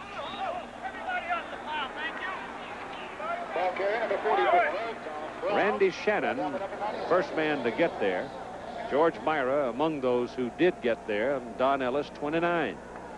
Miami, the top-ranked team in the country since they handled Oklahoma back on September 27th. You can feel Miami's defense, too, now ready to shut the gate. I mean, they know now they are in control of the ball game. They've stopped the run. They know that he's having trouble passing the ball, so right now they're in complete control. Second down, 11 for Pitt.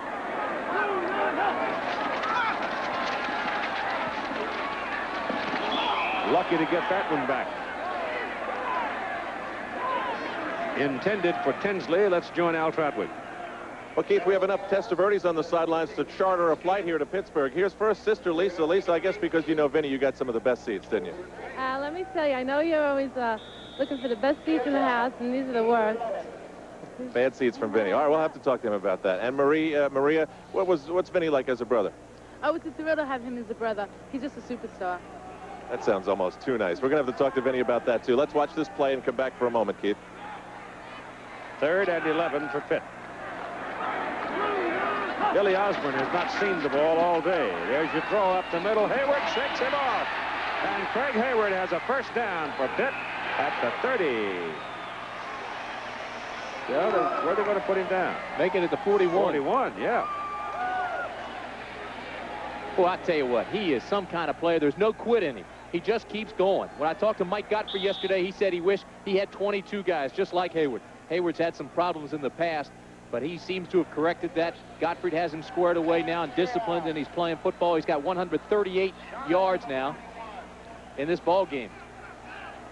And call it first down. Pitt at their own 41. That's Tom Brown, number 44 in motion. And Janela on first down to throw it. Zips it. Pass is dropped by Chuck Scales, and there's a penalty flag, and you may have a holding call coming here against Pitt. Now, he had some velocity on that ball. It was just dropped. Here's Al again. Keith, we have another sister of Vinny and a cousin Anthony, and this, of course, is Vinny's mom. And back here is his cousin Vinny Testaverde. What's been the biggest problem of having the same name as this Heisman Trophy candidate out there? Just I get a lot of his phone calls, his mail, but it's exciting. I enjoy it. Okay, thank you very much. Keith, back to you. Pretty happy again, this family. You need an umbrella. Al's getting soggy. Holding call. Janela's first authoritative pass of the ball game. He zipped it. Scales dropped it. Pitt holding. Ball comes back just outside the 30, where it's first down and 20. 20-3, Miami leading.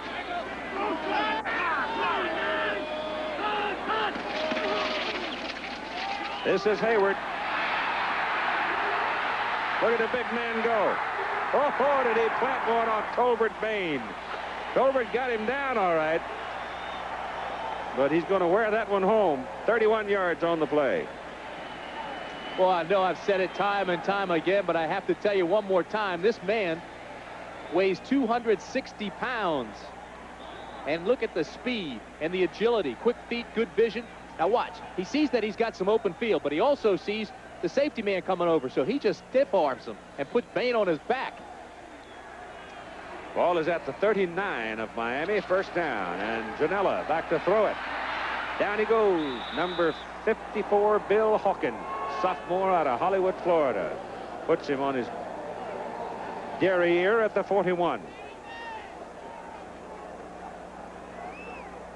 Watch him now, 54, right hand to your screen. Just beat the block. That's all there was to it. No question about it. He went right around Tom Ricketts, the offensive tackle, and came in the backside to make the sack. Bill Hawkins. Loss of 3, second down, 13. Loss of 2, make it back to the 41. So it'll be 2nd and 12. Panthers needing a little offense. Under 9 minutes now in the 3rd quarter to go. And 20-3, Miami leading. Janela throwing. Has time. Pass is zipped. Intercepted. Thrown right through the hands of the intended receiver and right to the numbers of Don Ellis. And there's a flag. It's going to be a late hit on Pittsburgh on the tackle. So Janela threw the ball very hard, and it went right through the hands of the intended receiver. Filitsky, number 21, may see some action. Larry Wonky, I don't think is going to see any action. He's the freshman. He, like Janela, was going to be redshirted for the year, and I think Larry will be. But Janela has spent a year of eligibility by this start today. Well, Filitsky may come into the ball game. Janela threw the ball with a lot of velocity this time, but he threw it high. See his receiver right there, overthrew him and into the secondary, into the zone coverage, and Ellis just picked it off. Late hit, personal foul. Over here. First down. So you tack on the personal foul penalty, and the Miami Hurricanes are camped at the 34-yard line on the Pittsburgh side of the field. Joe Filitsky played at Central Catholic High School here in Pittsburgh, succeeded Dan Marino as the high school quarterback there. Has a very quick release and has played some as a backup to John Congemi, but not much. Hand off to Mel Bratton. And Bratton, behind his offensive line, will have 3 yards on the carry to about the 31. And the rain continues to fall. It's really turned into a sour sort of a weather situation now. Filitsky came off the bench last week to replace Congemi and did an adequate job. He's now 6 for 11 in passing to date. 54%, no touchdowns, but no interceptions either. Miami's running attack has been relatively quiet today. His 16 carries have produced 3 yards. 2nd down and 7. Michael Irvin is the wide man, and Testaverde goes to him, and he's got it on the 19 and thrown down there by Quentin Jones, the left corner. Jones is another Floridian coming to Pittsburgh from Pompano Beach. Boy, Testaverde is everything and then some. I mean, he just sits back there confidently and throws right off that ear and puts it out there. It's been a strange career, though, for Testaverde. It's gone in spurts. Even in high school, he sat on the bench for 2 years behind a man by the name of Lou Vitalgio, who went on to play college lacrosse. Then he went to Miami, and he played behind Kelly and Kozar. A lot of people don't know how close Testaverde was to transferring. From the 19. Irvin started too soon, got away with it. The pass is intercepted by Quentin Jones. And Jones is back to the 25, 27-yard line.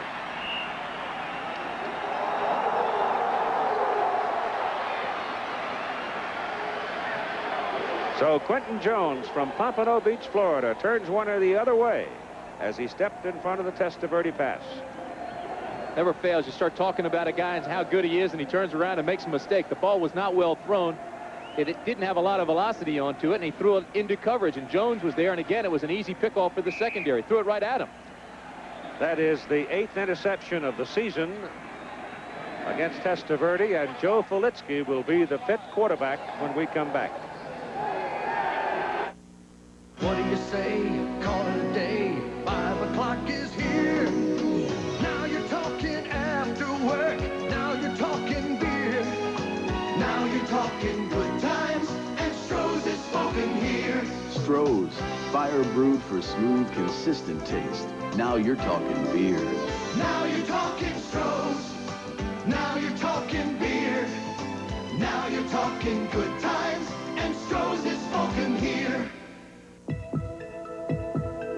Listen to the heartbeat.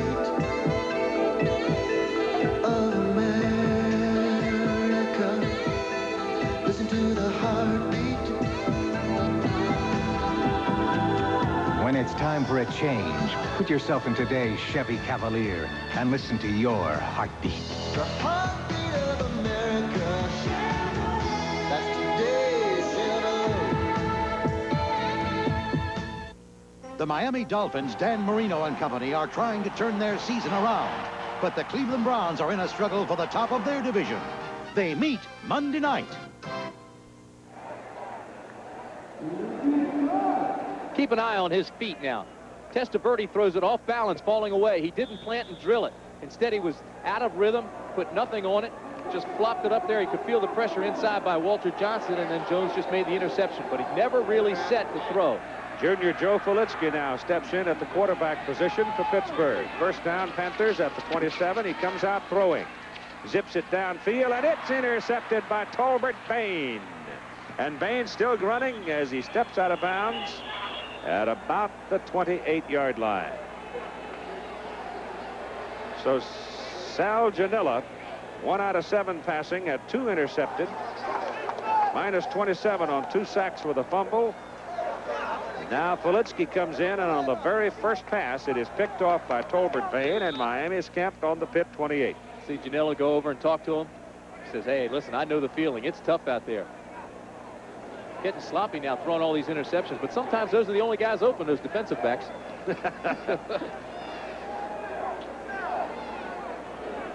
Testaverde turns and hands inside to Warren Williams, and there's nothing there for the Miami running game.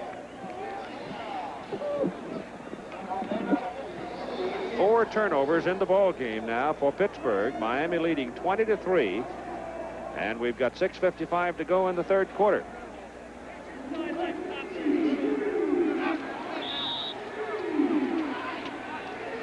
Ball is back on the 31.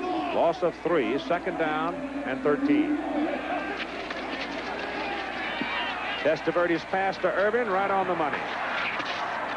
Irvin, 6'2", 200-pounder, is finally wrestled down just inside the Pitt 15. That will be a first down. Gary Richard finally got him down on the ground. The wind seems to be in the face right now of Miami. Means it'll be to Pittsburgh's disadvantage in the fourth quarter, because they'll have to work into it, and they're now in a position where they're going to have to throw the football.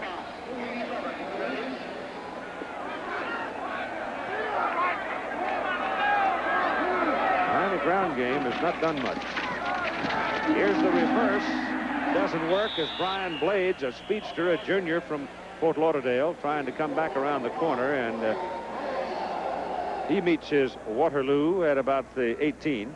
Outstanding play, though, by number 1 for Pittsburgh, Billy Owens. He was the contain man, the backside guy. And what he did is straddle the outside leg of the man going away from him so that if anything came back, he'd be there. And he was right there, stayed at home, and made the tackle. And it's second down and about 14 from the 18. Outside the 18, actually. No pressure. Passes away, and incomplete, intended for Charles Henry, the tight end. Oh, Alfredo Roberts, 87, not Henry. Testaverde wanted pass interference, and I think he was right. There was a lot of pushing and shoving down there as the ball was in the air. Bert Grossman, the defensive end, even found himself out there. Now watch this. Testaverde goes, looks to the right side, checks off. Look at him. He's got all kinds of time. He's checked off 3 receivers already. Now he throws. Now watch the push right here. You see the push? That was Grossman, the defensive end out there covering. They dropped him off. Water's getting deep on that side over there, too, looks like. Third down and 14. Pressure, sacked him. Back at the 27, second time today that Bert Grossman has been able to get to him.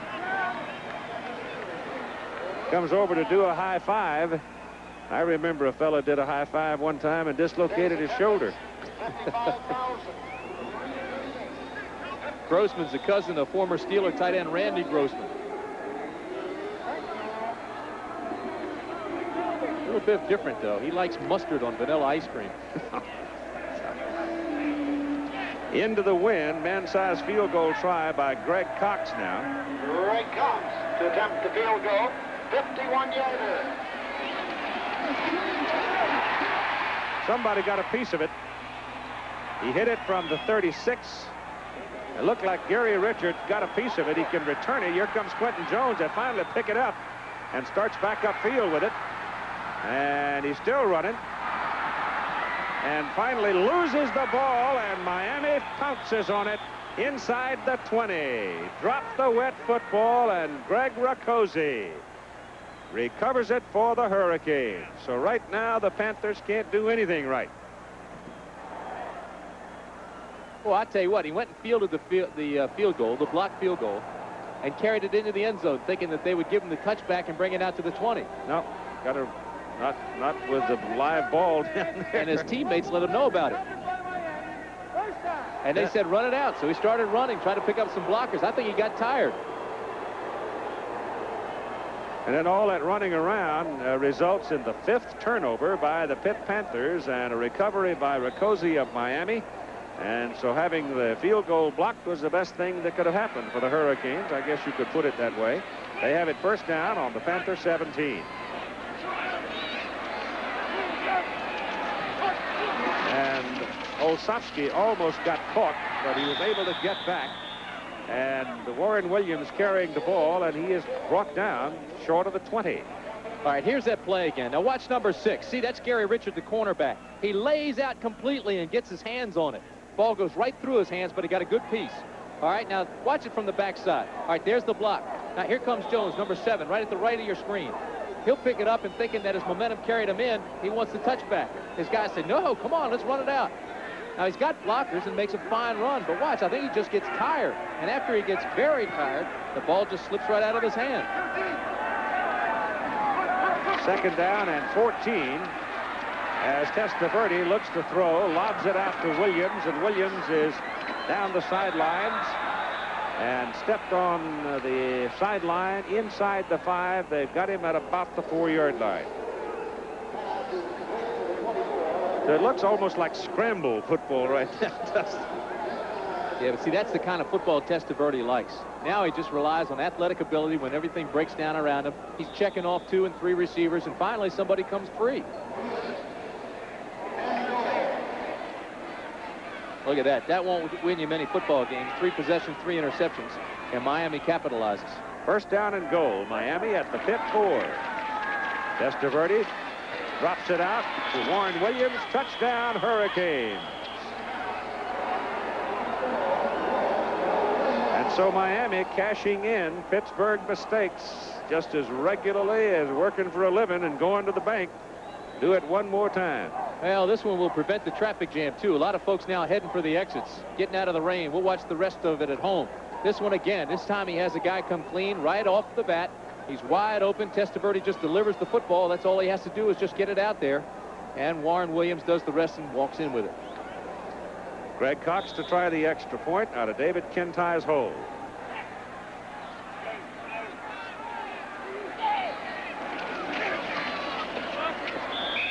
It's good. 3 minutes and 32 seconds to play in the 3rd quarter. And Miami builds the lead to 27-3. We're not a company. But no company has more pride in what they do. Or more pride in how well they do it. We offer you a meaningful and fulfilling future. One that goes far beyond the ordinary. One that brings with it the respect and admiration of Americans everywhere. We're not a company. We're your country. We're the Air Force. The Marines. The Army. The Navy. We're the Armed Forces. It's a great place to start. Why you bother me, boy? Are you crazy? I'm a chicken hook and you're a chicken. Are you coming quietly or do I have to muss you up? You're going at it all wrong, son. You gotta go to Kentucky Fried Chicken if you want to catch America's favorite chicken. It's a great place to get a great meal. No one makes tender, juicy chicken like the Colonel. It's finger-licking good. Here, son, let me give you a lift. We do chicken right. Sunday, it's a very special presentation of the Disney Sunday movie. Betty White and Beatrice Arthur host Walt Disney World's 15th birthday celebration. 27-3 ball game in the 3rd quarter. Miami with 2 games remaining both at home in the Orange Bowl against Tulsa and East Carolina. And frankly, neither represents a particular threat. So Miami well along its way now toward playing somebody somewhere, as we said at the very beginning of the day, for the Division 1A championship in some bowl game. This was the last possible tight fit game for the Hurricanes. After this, they should just walk right into an undefeated season.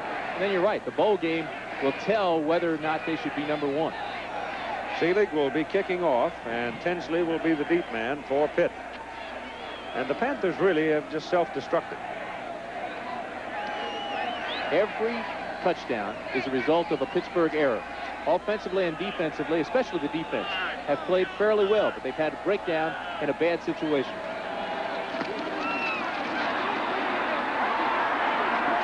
Onside kick. Ball rolling around. Bubba McDowell covers it, and Miami's got the ball.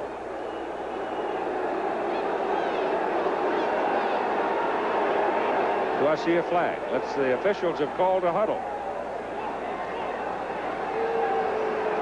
Well, let's take another look if we can, because it may have been touched before it went to 10 yards. Might have. I heard something whack. The glare is so severe off the field with all the rain and where the lights are, it's hard to see. Touching by the kicking team prior to it going 10 yards. First down. So it's Pitt's ball. Here it is again. Now it has to go 10 yards. Once it goes 10 yards, it's a free ball, but you can't touch it before the 10.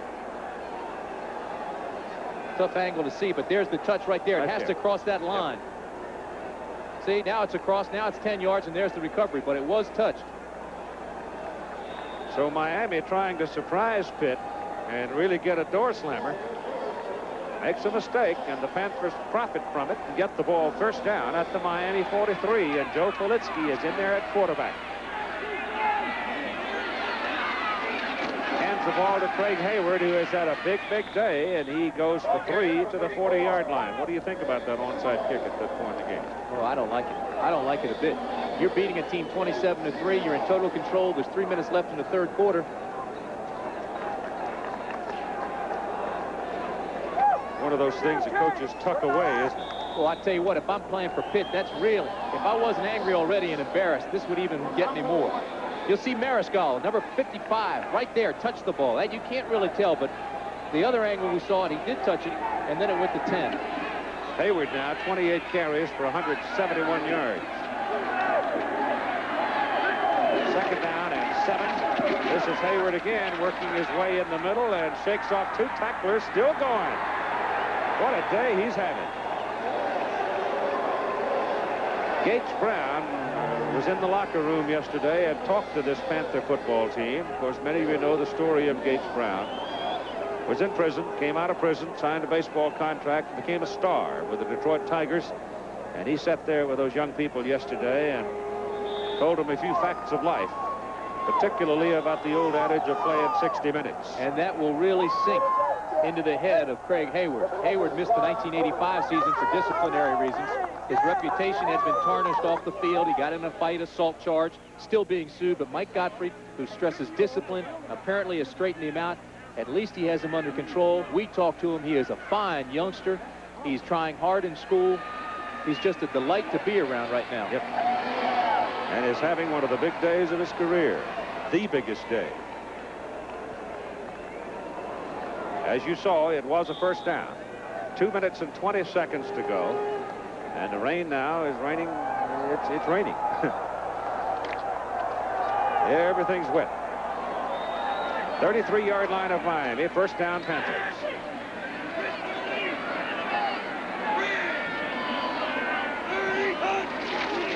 Politsky gives it to Hayward again and takes a little hop in there. It looked like he could get nothing out of it. Winds up with 3 yards. George Myra wrestling him down. There is a very bad glare, isn't there, from the lights on the rain. From where I'm sitting, there's one spot out there I can't see a thing. Let us tell you that this stadium does not have lights.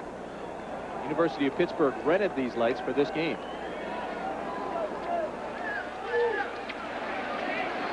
Ball is on about the 30. Second down, 7. Politsky gets his pass away. Intercepted. Thrown very hard right past a receiver, and Benny Blades, playing center field. The free safety for Miami comes away with it, and that's 6 turnovers now by Pittsburgh. Well, Benny Blades, the best performer in a solid Miami secondary, picked off 6 passes in the first 7 games. Add another one to that stat. He's been hampered by injuries, but this ball is just overthrown. Blades, who's playing deep in his zone coverage, comes in and just reads the overthrow and picks it off. And there's a penalty that's going to take away yardage, if not the interception. See that? There's the clip. Yep. So Miami will be backed up, but will still possess the ball. During the run back, we had a clip, half the distance to the goal, first down. The clip was on George Myra, number 45. Pittsburgh's 4 possessions in the second half have resulted in 4 Miami interceptions, which emphasizes the loss of John Congemi. Yep. Warren Williams. And tiptoeing around the corner, splashes out of bounds, and I think that's the 20-yard line or thereabouts, because that's the area where I just literally can't see it. John Congemi, in the national statistics, is ahead of Vinny Testaverde in total offense. He was having a tremendous season, and the players really believed they could beat Miami with Congemi in the lineup.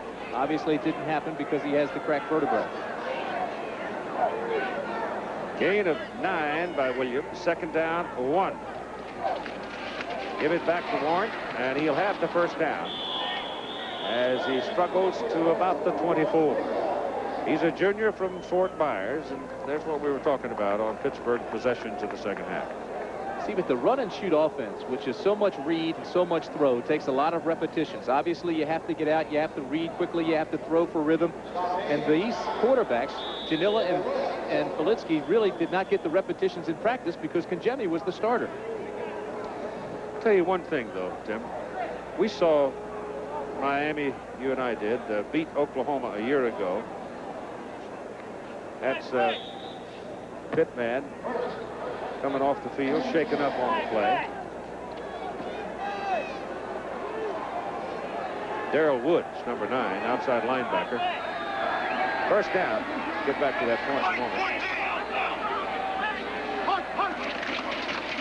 Ball is given to Darrell Oliver into the ball game. And Oliver, with a nice dry shirt from Palatka, Florida, rolls around in the water as Tony Saragusa brings him down. We saw Miami beat Oklahoma primarily with a pass a year ago out in Norman. Running game didn't produce a whole lot. Down at Miami this year, they beat Oklahoma again. A team that physically and personnel-wise can match up with almost anybody. Running game wasn't terribly obvious again. I have yet to see Miami's running game be particularly damaging to another quality team, a team that can stand up to them physically. Testaverde throws out the Perriman, shakes a man, and takes off for a first down for the Hurricanes up around the 48-yard line. And today, on 23 carries, Miami is what, -4 yards on the ground. So that's not a balanced offense that you're looking at. No, it's not. And this defense for Pittsburgh is not bad. You know, we knew they had talent coming in. We said early in the season with Congemi they had a shot at upsetting Miami. It is ranked 6th in the nation defensively. And when I talked to the Maryland coaches this past week, because Maryland opened against Pitt, they think Pitt has the best talent they've played until today when Maryland played Penn State. Darrell Oliver, 195-pound senior, whacks in there for a couple of yards as we come to the end of the third quarter. So we've got 1 to go, and Miami has it in hand.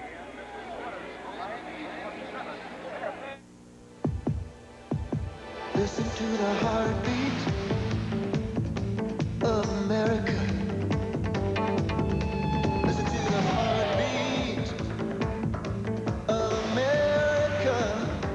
When you've got what it takes, put yourself in today's Chevrolet Celebrity Euro Sport and listen to your heartbeat. The heartbeat of America. Today's Chevrolet. There's a time to think about life insurance, and State Farm is there. I'm State Farm agent Mike Callan. The biggest reasons young parents start thinking about life insurance are kids. Parents want someone who can explain life insurance and someone who knows how to listen too, so it'll fit their needs. And as a family's needs grow and change, they want someone who will be there to keep that life insurance up to date. That's why they come to State Farm agents. And like a good neighbor, And that's why they stay. State Farm is there. There is a mermaid in New York City. She's really hungry. Tom Hanks, Daryl Hannah in Splash, Sunday. We thought we were covering an ordinary riot, but it's a tire riot. Tire Kingdom is beating everybody's prices from everywhere. We'll beat Chicago's prices. New York. Absolutely. Warehouse membership clubs. Anybody. Tell us what's happening. Everybody knows Tire Kingdom sells quality tires for less than anybody in Florida, and we'll beat anybody's price from anywhere. Long Beach? Long Beach to Palm Beach. Only Tire Kingdom sells quality tires for less. Looking out for number one. Looking out for number one. Toyota, looking out for you with a Toyota 1-ton. With over a ton of payload, it's strong enough to outcarry any mid-sized truck and can tow up to 2.5 tons. Looking out for number one. Looking out for you has made Toyota #1 in compact truck sales and truck satisfaction. Who could ask for anything more? Toyota. Eyewitness 12 News, a commitment to people. The two head coaches as we go to the final period of play, with Miami leading 27-3 and owning the football second down rather, at midfield, second down and 8. Now they will have the wind at their back. El Bratton is in the backfield along with Darrell Oliver. Benny Testaverde has gone all the way. Back to throw. Throws it underneath. Pass caught by Alfredo Roberts. And Roberts is down to the Pitt 40. That's a first down. And the Pitt defensive team has been on the field virtually the entire second half of play, and there's a penalty flag. And there's a Pitt man down back upfield.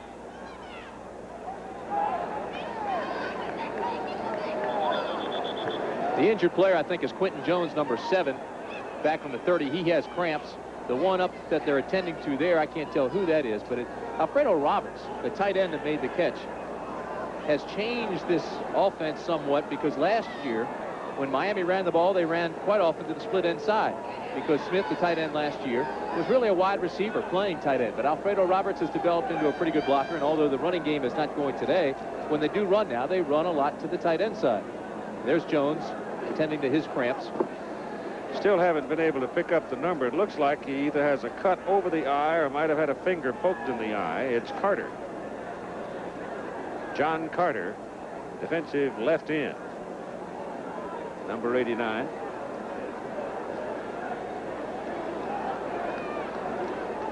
And it's an injury around the eye, so John's going to have to leave the ball game right now. And the third quarter stats. Well, they balance out fairly evenly when you take the run away from Miami and the pass away from Pitt. But the big story today, of course, in the blue or the aqua, is in the right-hand column down in the lower portion, 6 turnovers for Pittsburgh. And those 6 turnovers resulted in points, 27 points. Minus 2 yards rushing for Miami. That's really hard to believe. I think that's revealing. Then they're undefeated. So there you have it. That's right. What does it reveal? Ranked number 1. And the big team that played them, they thrashed them roundly. Oklahoma. On second down, Bratton carries the ball, and they nail him down short of the line of scrimmage as Steve Apke has penetration, and Sebastian Ibis having a little fun in the rain. Or Ibis, if you like. Watching the linebacker play of Apke. Apke's the leading tackler for Pittsburgh. See, he reacted quickly, no false steps, came up, read the run right through the back, and made a nice tackle. Now it's third down and about a half a mile as Testaverde drops and throws long. And it is caught by Brian Blades, and Blades is going to have a first down. Nope, not quite. Not quite. He was trying to get to the marker, but his momentum carries him out about 3 yards short. Testaverde again looks to the left, checks off that receiver, finally goes back to the right side. Blades is wide open against the zone. See him split the zone there between number 10 and number 1. Made the catch, and his momentum did carry him out of bounds, but he just split the seam, and Miami will have to punt. 4th and 3. They will kick it away as Jeff Fagles is in to punt for the 5th time in the ball game. Handles the wet ball all right and nails it. And it hits the wet spot and takes a Miami bounce, comes right straight up in the air, and the Hurricanes will kill it deep. Pittsburgh backed up, trailing 27-3, will have the ball first down at their own 8.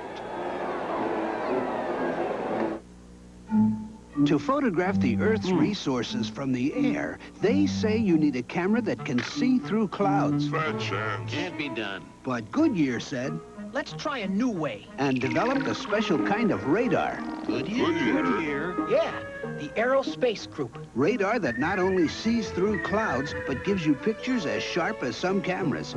Good thing we didn't listen to what they say. Goodyear. Who says you can't have 100% imported hops and a less filling beer? Old world aging and a less filling beer. Smooth super premium taste and a less filling beer. Michelob Light, the best of both worlds. Michelob Light, oh yes you can. Have it all. The mighty Penn State Nittany Lions collide with the Fighting Irish of Notre Dame, or Texas A&M meets Arkansas. Coverage begins with college football today, next Saturday. UCLA's annual late season drive for the Rose Bowl may have stalled today. Stanford leading 28-23 has the ball, less than 2 minutes to go. UCLA loses. That means that Arizona State can clinch the Rose Bowl berth and become the first Arizona team to go to the Rose Bowl if they beat beleaguered Cal and lame duck Joe Cap tonight. Keith? All right, Jim, thanks very much. Sal Janilla back in the lineup at quarterback, replacing Politsky, who replaced Janilla. From the 8-yard line, gives it to Craig Hayward, and he pops out of there. Look at him drive it. First down, Panthers, up around the 25-yard line. Guess who the Pitt MVP is going to be today, huh? He's got my vote. Put $1,000 in the General Scholarship Fund. I'll tell you, the thing that impresses me is the yardage he gets after he's hit. I mean, this has been the story of the day. We've said 5, 6, maybe 7 times that he's 260 pounds, but he also has good speed, good feet. Now look at this. He's got a guy hanging on his back, 2 guys, 3 guys, and he still takes him an extra 7 yards. Put it on the 24. First down for the Panthers.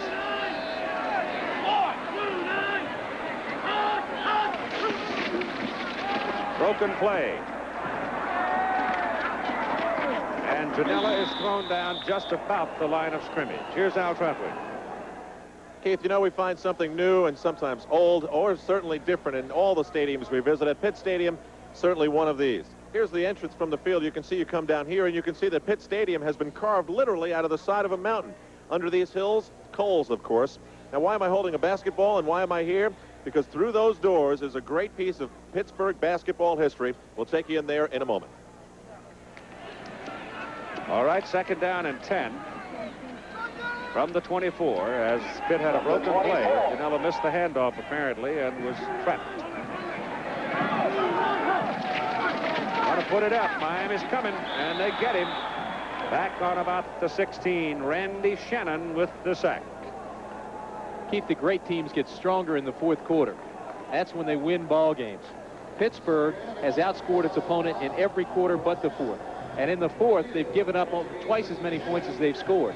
So they evidently get weaker as the game goes on. It's a concern of Mike Godfrey. We talked at great length about it this week.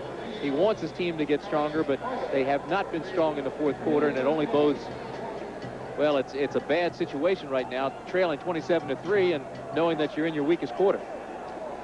And it's third down and 18.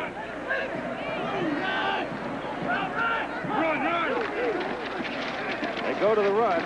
Hayward, and a couple of yards, maybe 1 for Craig, and now Pitt will have to punt into the wind. So Miami should come out of this with pretty good field position.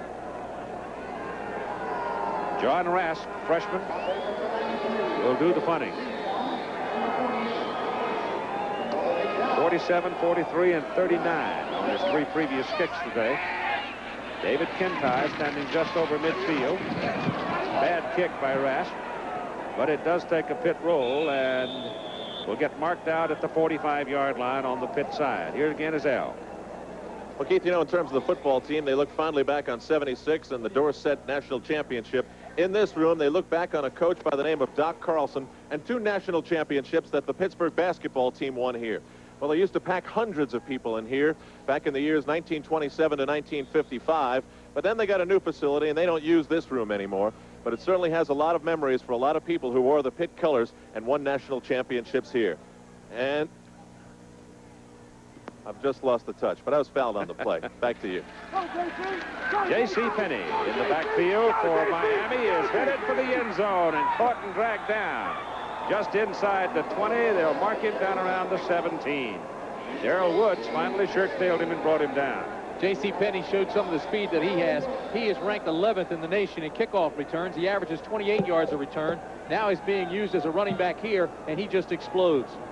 J.C. Penney, look at him get that kick-out block, take it inside, break the tackle, and then he almost scored, but he was pulled down from behind. Here the Miami depth is beginning to show up too. Fresh people into the ball game against a tired defense. All near the 16. Up Pitt. Testaverde throwing. Down. Back around the 21-yard line, and Tony Woods finally got his hands on him and wrestled him down. So that's a loss of about 5. As you saw a moment ago, Penn State at Notre Dame next week. Irish, big scoring day today. Lions won by 2. Texas A&M and Arkansas was beaten today by Baylor. So the Hogs will be trying to rise up and strike down A&M next week in Little Rock. A couple of interesting ball games next week. Second down at about 16. Carrying is J.C. Penney. He's a junior from Youngstown, Ohio. And he gets somewhere around the 20-yard line. J.C. Penney. He's cataloged some pretty good statistics, too. You know, it's hard to believe that Vinny Testaverde in high school ran a veer option type offense. Then he went to Fork Union Military Academy in Virginia, where they had a passing offense, and that's where he got his scholarship offers, got his grades up, and boy, the rest is history. 9:45 to play in the ball game. Third down at about 15. Into the end zone, Blades, touchdown, Miami. Brian Blades just ran away from Michael Hadley and was wide open.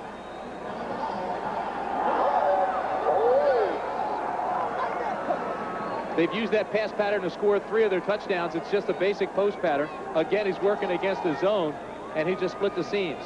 Testaverde reads him right from the beginning. Never did look off his receiver. Didn't have to. He saw him break into the clear, and he hit him.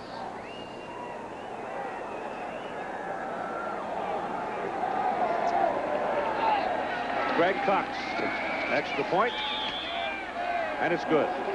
At 9:38 to go in the ball game. 34-3. This is what it looked like from the backfield. You see where he's looking to the right side, never came off his receiver. There's the post pattern. Just split the seam. And I don't know what happened to the quarterback on that side. But he was late. At Raytheon Company, we believe that success comes from mastering the fundamentals. That's why we admire people like Tom Kite. People who are dedicated to perfecting the fundamentals, practicing them day in and day out until they become second nature. So whether it's in electronics, aviation, appliances, or energy, Raytheon works hard on the fundamentals. Because at Raytheon, we believe quality starts with fundamentals. When we want to work up a sweat, nothing works like this full-size Chevy pickup. It's got the muscle of a fuel-injected 350 V8. And it's available on every full-size Chevy. It's got the strength of girder beam front suspension. Where? Oh, there. Plus, double-wall construction. So when you need a tough-working partner, Nothing works like a Chevy truck. Nothing. Yeah? Yeah. Right?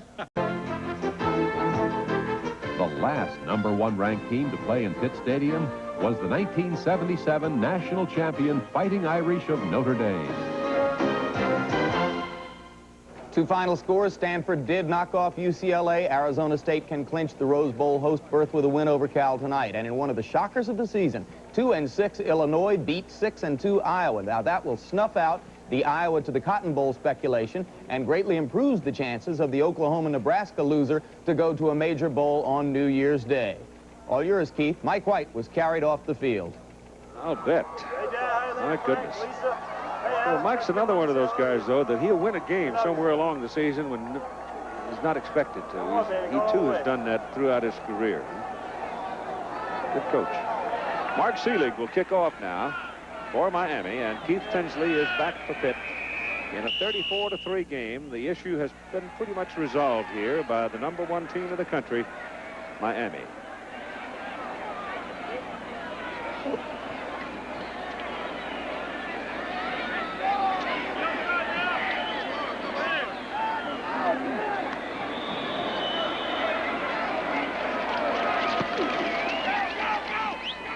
Tinsley has his eye on it at the 3.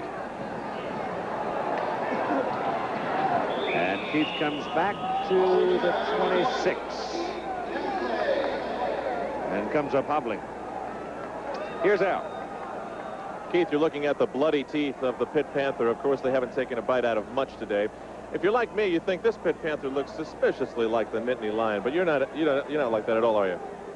Well, there is one way to tell the difference between the Nittany Lion and the Pitt Panther. It's the shorts. Thank you. Sal Janella is in there at quarterback as the Panthers come up now, just short of their own 26, and he's back to throw. Has some time, gets it away, it's intercepted. Not picked off, absolutely thrown right to Tolbert Bain. So that's 7 turnovers for Pitt. It's poor passing, too. It's nothing difficult. They're not playing anything specific other than a 2-deep zone. You see the linebackers already dropping back into their zone. They're playing a game up front, little crossover there to put pressure on Janella. But Janella just throws it poorly. See the coverage? There's 2 men there. And Tolbert Bain just steps in and makes the interception. In this half, the second half, Pitt has 5 interceptions and a punt. And Jeff Torretta now is in at quarterback for Miami. Testaverde is probably through for the day. Torretta is a senior from Pinole, California. Puts it up and off the fingers of J.C. Penney. Just missed having another touchdown right there. Torretta not getting to play a whole lot, but there are a lot of people who think this is a fine quarterback in the making right here. Let's pause 5 seconds so our stations along the way can tell you who they are.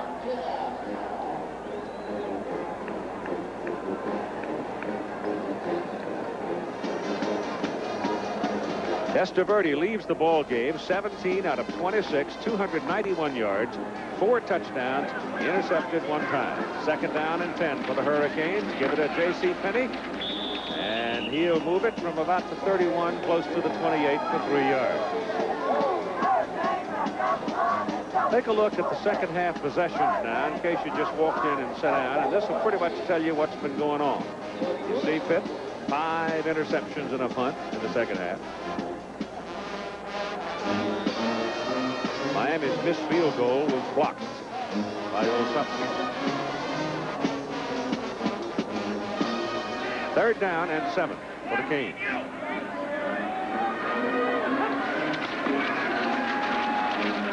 Torretta runs away from the pressure of Tony Woods, takes off down the sidelines, and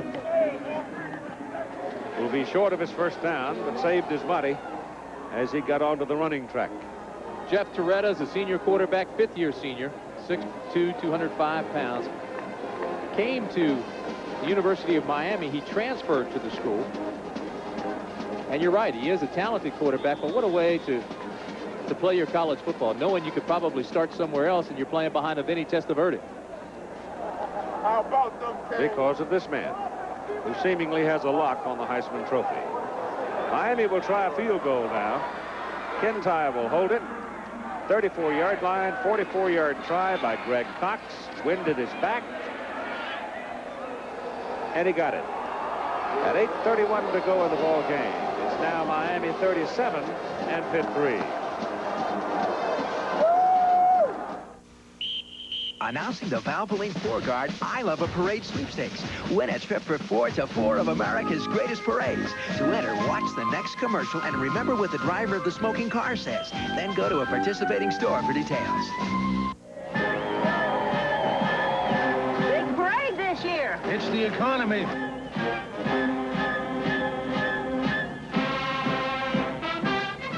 Oh, Russell, what kind of motor oil are you using? Motor oil is motor oil. Motor oil definitely is not motor oil. A 4-cylinder engine works harder and needs the extra protection of specially formulated Valvoline 4-Guard. Not much of a parade this year. It's the economy. Oh, Russell. Stand back, America. 'Cause we're gonna turn the bird loose. Bill Elliott and the Coors-smelling Thunderbird are out to win. And when the smoke clears, Coors is the one. Last season, these two teams met in the playoffs. The Miami Dolphins came out on top with a narrow victory. Now, the Cleveland Browns are looking for revenge. The rematch, Monday night. Well, as we noted earlier, only Tulsa and East Carolina remain for these Miami Hurricanes, who are going to win this ball game and continue undefeated and continue surely as the top-ranked team in the country.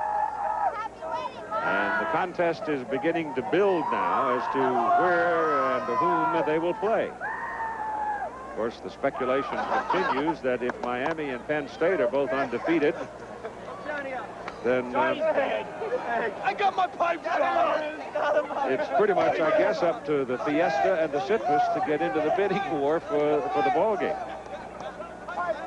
Fiesta being in Arizona and the Citrus being in Orlando, Florida. And both bowls have made it known that they are trying to raise the pot, make it interesting and worth the while of both teams to attend their bowl.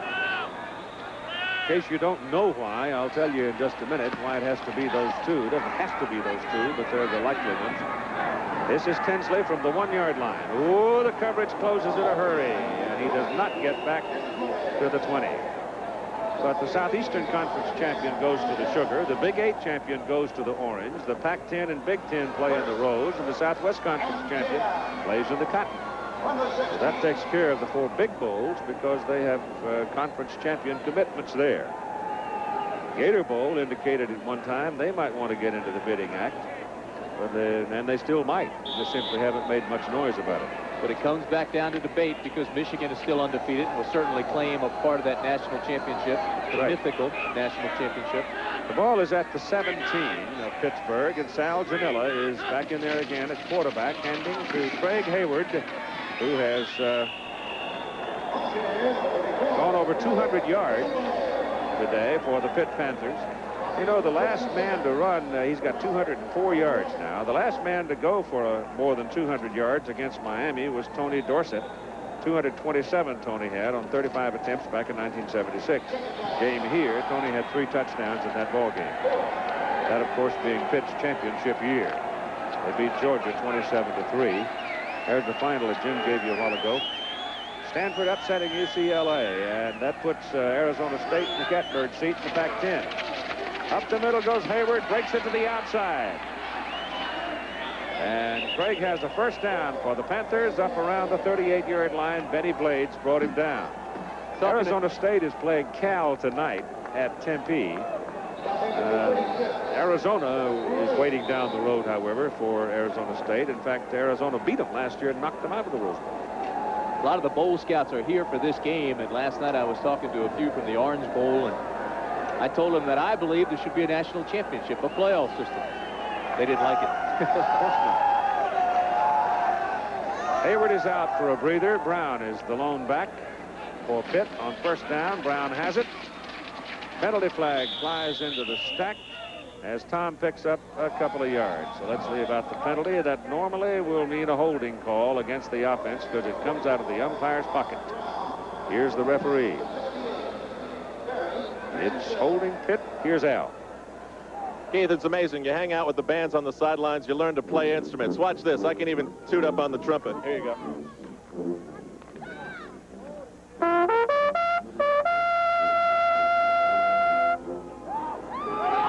Thank you very much. Back to you. Did he really do that? I don't think so. I think you're putting us on. Oh, what a piece of work. Offense. Jim Garvey, today's referee. First down. First and markers on the 30-yard line. I think that's the 30 as I look through the glare. They've got to come up to the 48, so they need 18 yards. Hayward back in, goes in motion. Janela to throw it. Passes away, and it's caught. Lo and behold, they got a pass completion. Michael Stewart made the grab. And a big round of applause from the fans here, too. Michael Stewart on the post pattern, and this time Janela drilled it. Threw it a little bit behind him.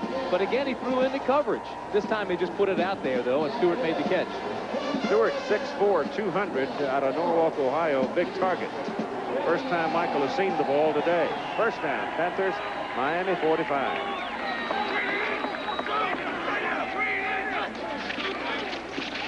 Hayward. First man hit him, slowed him up, and then Bernard Clark got a little help and rode him down. He's now got 224 yards, the 5th record held by Tony Dorsett at 303. That was against Notre Dame in 1975. If I remember, that was the day that they had the Dorsett cut on the grass at Notre Dame. Dropped the golf ball in it and disappeared. Dorsett comes out and goes for 300 yards. You know who we haven't seen today is Gladman. Nope, won't either. Hasn't played at all. Unless he changes his ways a tad. Second down and 7. Janela almost has that one picked off. He had a Miami man hanging on to him when he threw the ball, and Dan Stubbs had a hold of him and almost had that ball picked off by Bernard Clark. Well, Miami is winning comfortably. Penn State won by 2. Michigan beat Purdue. Oklahoma routed Missouri. California and Arizona State are tonight. LSU, Alabama tonight. Nebraska came from behind to beat Iowa State. A&M is idle. Play Arkansas next week. Auburn won big over Cincinnati. It was winning big, and Arkansas was upset by Baylor at Waco. Third down and 7. Janela going underneath, throws behind Billy Osborne, and Bill can't pull it in on this wet day. We were talking about Charles Gladman. You said unless he changed his ways. He has been very inconsistent this year. His attitude has been questionable. Watched him practice yesterday. He was quiet. He stood behind everybody else in the background with his hands in his sweats and just didn't seem interested. Doug Hetzler has now come into the ball game for Pitt, showing up for the first time today, a freshman out of Pittsburgh, 190-pounder.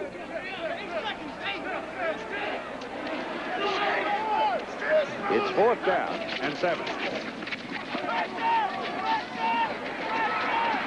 Janela underneath as the man Stewart comes back to the ball, and Michael Stewart takes it down to the Miami 22 and has a Pitt first down. Stewart emerged into a legitimate wide receiver at fall camp a year ago. All of a sudden, his routes have improved. His concentration's better. Consequently, his production is up, way up. He finished last season with 13 catches. He has 19 this year. Make that 20 on this one. He has real good spring in his legs. He's big. He covers a lot of ground. He has good hands. Yeah, he's that good. Should be an All-American. Just his assets. Got to put them all together yet. He's got another year. He's a junior. This is Hayward bouncing outside. Once he gets his momentum, he makes you pay. And he hammers this ball for about 7 yards to the 15. Cleveland and Miami. Tough season for the Dolphins this year. The Browns, however, behind a former University of Miami quarterback, Bernie Kosar, having a pretty good year. But it's you get out in the middle of the season and you worry about teams like a Miami that's had a hard time of it. You know that Marino and company's coming in. And, of course, played here at Pitt. Quarterback of All-America proportions. 2nd down and 4.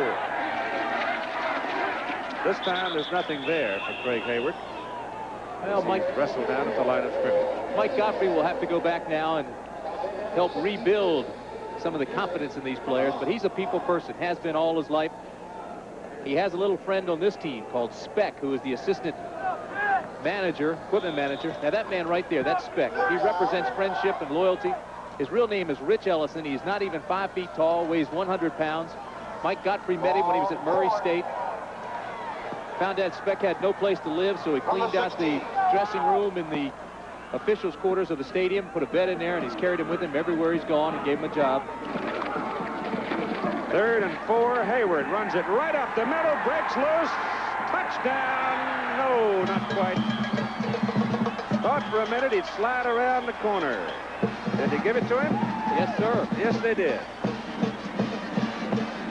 I cannot see that corner of the field because of the glare from the light. He deserves it. Nobody has worked harder for a touchdown this year than that man, Craig Ironhead Hayward.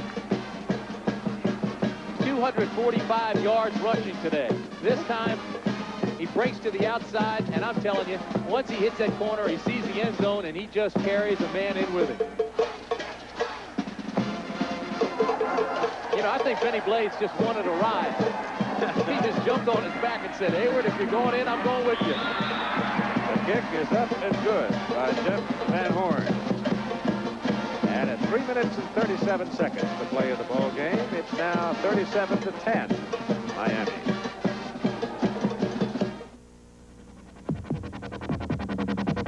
Listen to the heartbeat of America.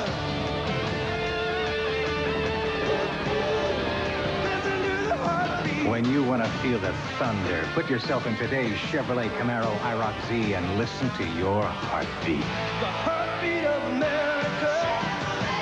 Today, Chevrolet. Hi, I'm Mr. Goodwrench.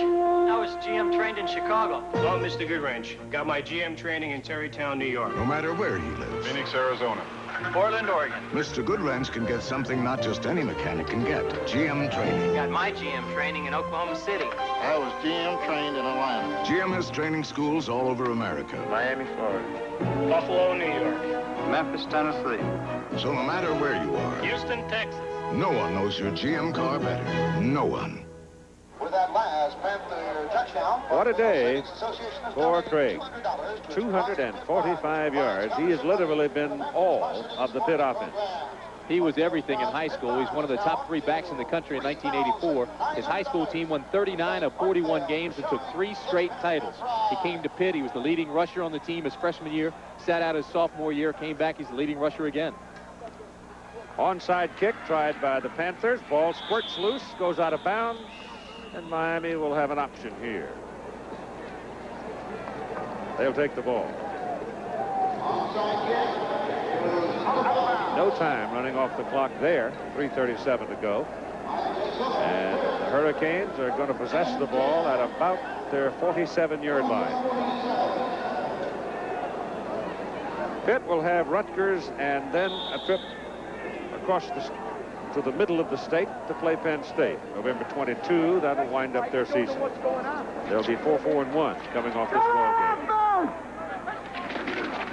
Jeff Toretta hands the ball to Cleveland Gary. And Gary coming around the corner. There's a penalty flag as he sails through the air. Cleveland Gary was unhappy at the University of Georgia after playing there as a freshman. Transferred from Athens down to Miami. Miami's holding. He's 6'2", 215, good speed, comes from Indiantown, Florida, and was a highly sought-after running back coming out of high school.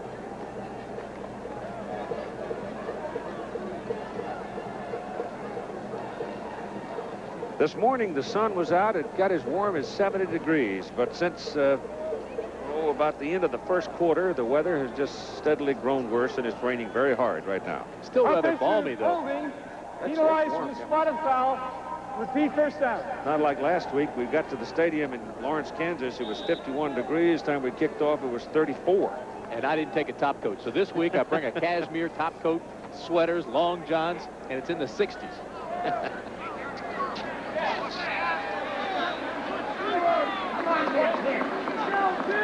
Penalty brings the ball back to the 45, and the ball is loose, and Miami, I think, will keep possession of it just inside the 45.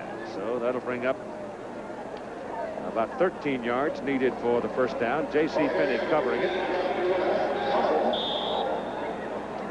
Inside 3 minutes to go in the ball game now. Second down and 13.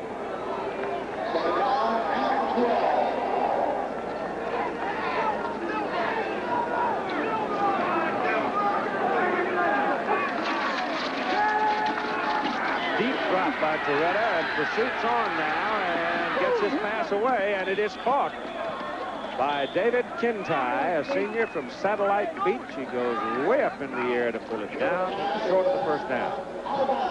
Out of bounds. No pass, no catch. Toretta had some zip on the ball, though. Toretta started out at Diablo Valley Community College, then went over to Cal Berkeley, and eventually transferred over to Miami. He's a fifth-year senior. Well, he, like Sal Janella, going to a place where he knew the coaching philosophy was throw the ball. That's why Janella came to Pitt from San Mateo, California. 10-man, Third down and still about 13. That's incomplete. Kintai taking a lick from Michael Hadley just as the ball arrived and couldn't pull it in.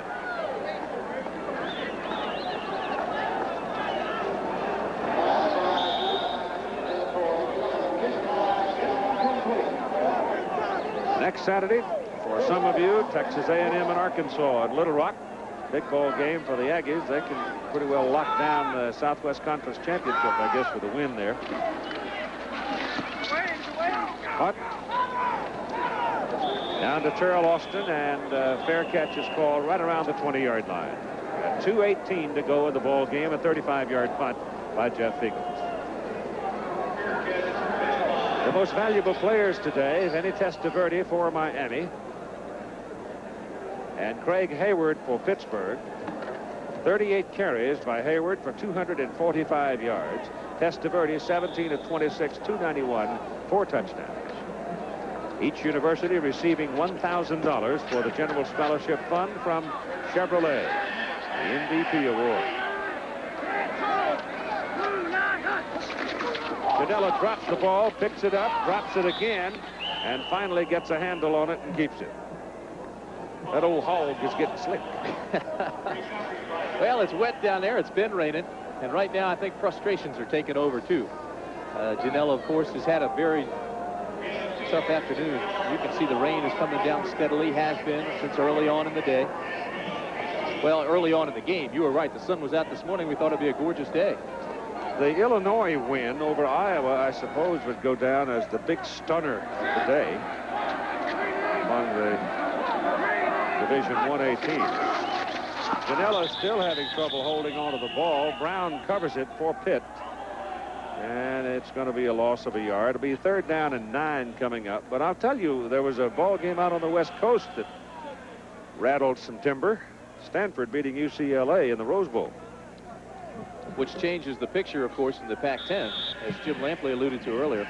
Well, it gives John Cooper's Arizona State Sun Devils a chance to pretty much walk on with a win over Cal. Penn State didn't have an easy day either. No, they didn't. But Jack Elway's got that Stanford program coming back. John Pay obviously having a pretty good day, but the Stanford defensive people are playing well, and they got there's a ball loose again. And again, Janella can't come away clean with it on the snap. So they must have run out of dry balls. But Brad Muster is an outstanding football player for the Stanford Cardinals. Really outstanding. But the defense playing very well, and they held when they had to. Penn State beat Maryland 17-15. Maryland went for 2-point conversion. The last 2 touchdowns it scored and failed on both.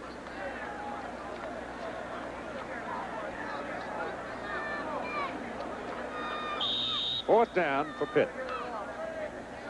Serves no real great purpose here to do anything but punt, but they're not going to. They're going to try to go for the yardage.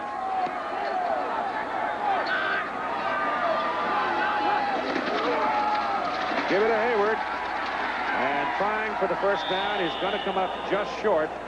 short by about a yard, and we get a little rambunctious activity, and that's 39 carries now for Craig Hayward, and that is a new Pitt record for the number of carries in a ball game as the clock expires, and the Miami Hurricanes have defeated the Pitt Panthers by a score of 37-10.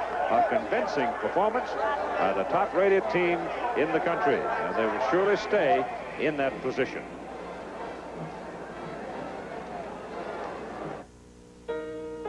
We're not a company. But we recognize potential. We develop it. We use it. We'll make sure that as your responsibility grows, so will you. As your ability for leadership grows, so will you. Working with us, you'll gain self-confidence. Become a person with a future. We're not a company. We're your country. We're the Marines. The Army. The Navy. The Air Force. We're the armed forces. It's a great place to start. Today's Equitable has new ideas in financial planning that can help pay for the home you live in or build you a vacation home. Today's Equitable, your key to financial opportunity. Our new ideas not only protect you, but can help send your kids to college. Today's Equitable, your key to financial opportunity. Our agents and financial planners can show you new ways to make high returns on your money. We are the end. Your key to financial opportunity. Billy D. Williams talks about having a good time. When it comes to having a good time, I've got it down to a science. First, you get yourself into the right clothes. And then you get Colt 45. And make sure you got enough for you and that someone special. And then you get yourself to a good time place. The rest is easy. That's the power of Colt 45. Hello, hello, hello. He lives in jeans. And those jeans gotta be comfortable. Gotta last. Gotta be Wrangler. A legend in jeans. Brill cream, a little dollop will do ya. Dab. Not this. New Brill Cream Mousse. A little dollop gives my hair soft, natural control all day. Mmm. New Brill Cream Men's Grooming Mousse.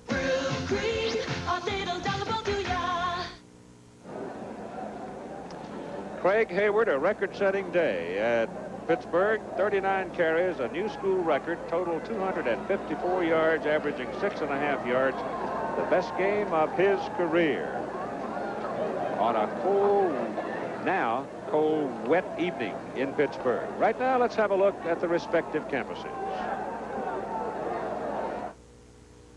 Miami, crossroads of the Americas. In this dynamic community is a center of higher education where students share in the excitement of an institution that is dedicated to pushing the leading edge in the pursuit of knowledge. Celebrating its 60th year, the University of Miami retains the pioneering spirit that led it to become one of the largest research institutions in the Southeast, in medicine, in marine science, in virtually every aspect of life.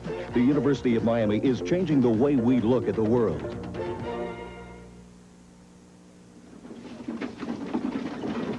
200 years ago, pioneers saw a bright future beyond the Allegheny Mountains.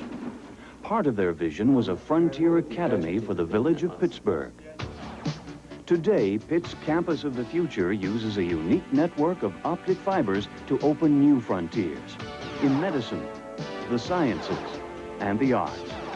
The University of Pittsburgh, 200 years of pioneering the future.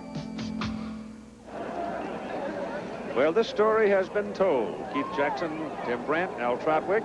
From Pittsburgh, coverage of today's game produced by Bob Goodrich. Directed by Larry Camp. Our technical director, Doug Schmidt. Associate director, Earl Woody Fryman. Our spotter was Todd Barry. Our stats by Dave Burnson.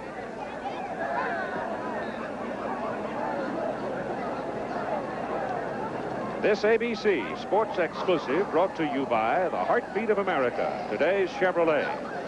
By Kentucky Fried Chicken. Kentucky Fried Chicken, we do chicken right. By Goodyear Tire and Rubber Company. And by Valvoline Motor Oil, where motor oil is not just motor oil. Once again, your final score, Miami 37, Pittsburgh 10. Stay tuned for updated scores and highlights of today's football action on College Football Scoreboard with Jim Lampley. Travel arrangements made through and promotional fee paid by United Airlines. United flies more people to Hawaii than any other airline. Nobody knows Hawaii like United. This has been a presentation of ABC Sports. Saturday, a first prom. Robin, you look gorgeous. I'm going to learn how to fly. We're talking poetry in motion. A first race. Well, what makes you so fast in the streets? Fear. Heart of the city, followed by Spencer for hire. Tonight. They biting, Captain. It's time. Think I'd better call Southeast. It's time. You better call Southeast. It's time to call Southeast. Maybe it's time to put a Southeast banker to work for you. It's time to call Southeast. In the XJS, Jaguar has created a magnificent dichotomy. A car of understated elegance that is also one of the world's high-performance machines.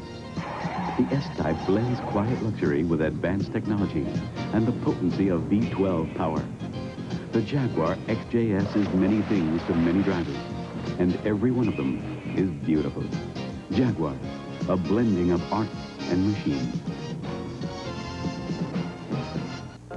I was left with whiplash from a car accident, but thanks to Dr. Michael Rosenberg, I'm feeling better every day.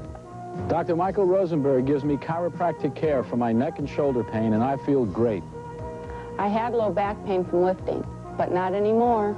I'm Dr. Michael Rosenberg, and I will personally be caring for you, treating you, and evaluating your case. So please, don't suffer needlessly with pain. Call for an appointment and start feeling better today.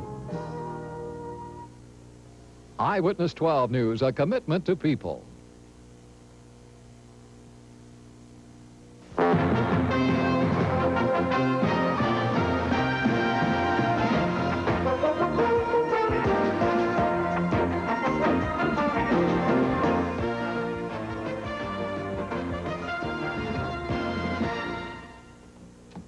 Good afternoon and welcome to what the small but growing cult of post-game scoreboard devotees will probably think of in years hence as an historic scoreboard show. Today I'm going to do something that I'll probably regret later on. First, today's button, which was minted in Columbia, Missouri. Missouri is a team which badly needs help. Woody Woodenhofer, 3-17 in his 2 years as head coach there. So despite the onslaught they suffered at the hands of Oklahoma today, we're going to wear the I'd sooner not button through the rest of the show. Now, a little bit later on in the show, you're going to see my underwear, and that, of course, will be in keeping with the general rage for humor in studio sports television shows, a trend which I am a rather unwilling participant in, but that, of course, is going to be the moment that I'll probably regret for the rest of my life, and you'll probably enjoy as much as you'll enjoy almost everything else we do here. Miami beat Pittsburgh 37-10. Vinny Testaverde's final stats in the game: 17 of 26 in the air, 291 yards, 4 touchdowns, 1 interception. Now, the last Heisman Trophy winner to play on a national championship team, ironically, was Tony Dorsett of Pittsburgh in 1976. Only one. Dorsett has accomplished that since 1950, but that's what Testaverde's in a position to do. In the first quarter, he hit Brett Perryman on Miami's first possession with that 28-yard touchdown pass. That made it 7-0 Miami. Then, with the score 7-3 Miami, Chris Kintai produced this 67-yard punt return, and it was at about this time that the rain began to fall, as you saw in Pitt Stadium. Conditions became very wet and sloppy, and nevertheless, Miami was able to dominate the game the rest of the way, despite the fact that Pittsburgh moved the ball almost at will on the ground sometimes in the first half, and Miami didn't rush the ball very well at all. Still, they have Testaverde. He threw that 23-yard touchdown pass to Mike Irvin to make it 20-3, and finally they won 37-10. As I mentioned, the last Heisman Trophy winner to play on a national championship team, Dorsett in 76. The last quarterback to win the Heisman Trophy and play on a national championship team was Johnny Lujack at Notre Dame 39 years ago. That's a tough precedent for Testaverde to overcome, or at least a long mathematical one, but he's in position to do it. Penn State beat Maryland 17-15. The two teams have played 30 times. Penn State has won 29 times. Seldom, if ever, will Terrapin fans have felt more snake-bit than was the case today. Let's take a look at highlights in the game, which Penn State protected only in the closing moments. First of all, Maryland in the fourth quarter trailing 7-3, was at the Penn State goal line, or at least in the shadow of it, as you saw, with a chance to go ahead in the ball game when Dan Henning Jr. threw that pass that was picked off by Pete Kirkendall, and Kirkendall lumbered down the field, ultimately 82 yards. See there that he was brought down from behind inside the Maryland 10-yard line. On the next play, DJ Dozier went in from 9 yards out. His second 9-yard touchdown run of the game with 6:46 to go. It was 14-3 Penn State. A couple minutes later, Henning, 16-yard touchdown pass to Vernon Joins. 2-point conversion try, a run, failed. 14-9 Penn State. Then a Manka field goal made it 17-9. Then Henning came back with that 27-yard touchdown pass to John Bonato. 14 seconds on the clock. 2-point conversion try. This time the pass. Henning looking for James Milling in the corner of the end zone. A good play by the defender for Penn State, and that ended it as Penn State on the next play recovered the onside kickoff. Let's give the name of the player who did that. Pete Giftopoulos. Everybody contributes in some way for Penn State. They have won 20 straight regular season games and still on track, as Keith Jackson mentioned to you in the fourth quarter of our game, for the expected matchup with #1 ranked Miami, probably in the Fiesta Bowl. Notre Dame, a 61-29 winner over SMU. Most points the Irish have scored since their 1977 national championship team rolled up 69 points against Georgia Tech. 615 yards of total offense. 16 different people carried the ball. Tim Brown, the best player on the Irish offense, touched the ball 12 times, produced 235 all-purpose yards and 2 touchdowns. And Berline had his best game ever in a Notre Dame uniform. Nice for Lou Holtz that they did that in South Bend. Michigan is 9-0 after a 31-7 win over Purdue, and lame duck coach Leon Burtnett, who, as you know, resigned earlier this week despite a contract that lasts through 1991. Burtnett was Big Ten Coach of the Year as recently as 1984. Bo Schembechler very happy and smiling this week after the demolition of Illinois last week. And Michigan, as we say, 9-0 on the season. Ohio State still unbeaten in the Big Ten. A 30-9 winner over Northwestern today. 4th game in a row that Chris Carter, the brilliant Buckeye receiver, has caught passes for more than 100 yards. Today, 7 catches, 103 yards, and 1 touchdown. Ohio State, in its 8-game win streak, has outscored its opponents 248-68. Poor Missouri. Poor Woody Widenhofer. It's a nice button, though, don't you think? Oklahoma beat Missouri 77-0. Sooners scored on their first 8 possessions in the game. Most Sooner points since a 76-0 shellacking of Kansas State in 1942. 681 yards rushing, more than 700 yards total offense. And you can see some more of these statistics here. 11 of 14 possessions. 9 different players scored a touchdown. Last 4 games, 198-3. Missouri's deepest penetration to the Oklahoma 40. I bet you Oklahoma wishes they were playing this way when they had gone to the Orange Bowl back in September. Colorado is next on the list for Oklahoma, and the Buffaloes, who started the season 0-4 against non-conference opposition, are now 5-0 in the Big 8. After they play Oklahoma, they have Kansas State. So indeed, in all likelihood, next week's game determines whether or not Colorado, with 4 losses, will go to the Orange Bowl. Nebraska, 35-14 winner over Iowa State, moved to 8-1 today. Despite the distraction of the fact that earlier this week, Nebraska quarterback Steve Taylor and another player on Nebraska, Broderick Thomas, defensive end, were cited for giving false information to police after an automobile accident on Tuesday. Well, we always said that Taylor's one of the most deceptive quarterbacks in college football. They lost Keith Jones with a knee injury, the eye back last week. His replacements, Ken Kalen and Tyrese Knox, each rushed for 126 yards today. Baylor beat Arkansas in Waco 29-14. Second conference loss for Arkansas. Really puts Texas A&M in the driver's seat for the Cotton Bowl host berth. Cody Carlson of Baylor broke the school single-season total offense record that was held by Don Truhl. And Carlson on the day, 21 of 35 for 258 yards. This is a game which the Baylor defense totally dominated. On its last 10 possessions, Arkansas could roll up only 39 yards. But early in the second quarter, Greg Thomas threw this 38-yard touchdown pass to Joe Johnson that at the time made it 14-6 Arkansas.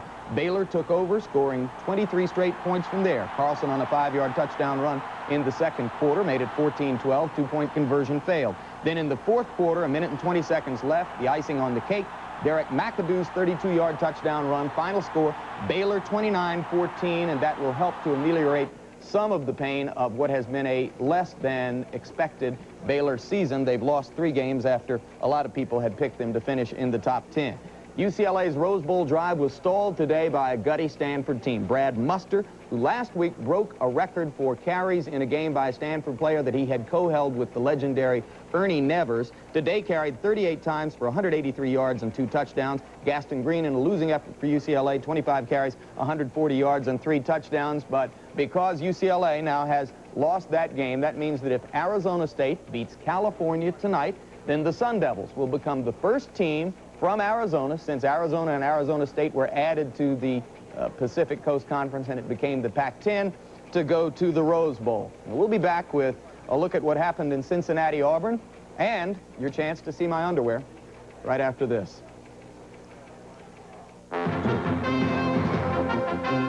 College Football Scoreboard, brought to you by Radio Shack, your Christmas electronic store, and by the Bic Shaver for normal skin and the Bic Shaver for sensitive skin. Now there's double trouble for stubble. Once upon a time, millions of us roamed the bathrooms of America. We're bull shavers, convinced we had to use shavers with all kinds of expensive extras. But we don't pay an arm and a hoof anymore, 'cause us bull shavers are becoming Bic shavers. Bic gives us an extraordinary shave at an extraordinary price, without bells or whistles. To pay more makes you, well, bullheaded. Try the Bic for normal or sensitive skin, and you too will have a beef with bull shaving. Green Bay, Wisconsin, 20 below. The last place you'd want to be with a cold, unless you're the Green Bay Packer backers. So we asked them to try Alka-Seltzer Plus cold medicine. That stuff just cleared out my head. Should have found it a long time ago. Got rid of my aches and pains. Straight up my Ernie nose. And Alka-Seltzer Plus, that's all I ever needed. 8 of every 10 Packer backers who tried it switched to Alka-Seltzer Plus cold medicine. Fast, effective relief for tough winter colds. Last season, these two teams met in the playoffs. The Miami Dolphins came out on top with a narrow victory. Now, the Cleveland Browns are looking for revenge. The rematch, Monday night. We welcome those of you who have been watching Cincinnati and Auburn, and you have gotten here at just the right time. First, another brief explanation of today's button, minted in Columbia, Missouri. It says, "I'd sooner not." We're wearing it because Missouri needs as much help as they can get. They lost to Oklahoma 77-0 today. Now, if you weren't here at the top of the show, that's the time at which I promised that today was the day you'll see my underwear, and here we go. I'm going to stand up, and we'll see that these underwear, which were specially made for me in Auburn, Alabama, have a picture of the Auburn Tiger and the words Auburn all over them, and I'm always in the market for hip and fashionable new items, and I think this is a tremendous addition to my wardrobe. I plan to wear them at least until they are soiled. Auburn today beat Cincinnati 52-7. Brent Fullwood in the game, 11 carries, 120 yards. Fullwood also threw a touchdown pass. I'm told now that we're going to look at some highlights of the game, which is going to be kind of interesting because I don't know for certain what we're going to see. But I know that one thing we're going to see is that Fullwood threw a touchdown pass. He didn't start the game after suffering a concussion last week, but on this halfback option, he threw a 31-yard TD pass to the euphoniously named Lawyer Tillman, and that made it 14-0 Auburn. Now we're going to see a 17-yard reverse by Scott Bolton of Auburn, as the Tigers showed a lot of weapons today, weapons I'm sure they had wished that they had been able to use in last week's upset loss to Florida, which knocked them down to 7-1. Now they're 8-1. War Eagle 6, incidentally, the new Eagle mascot, in his 4th week, is reported to be housebroken, but not entirely crowd-broken. Surely a couple more big victories like that, and he'll be feeling more comfortable with himself. 2,500 security cops in the Gator Bowl today for the world's largest outdoor cocktail party.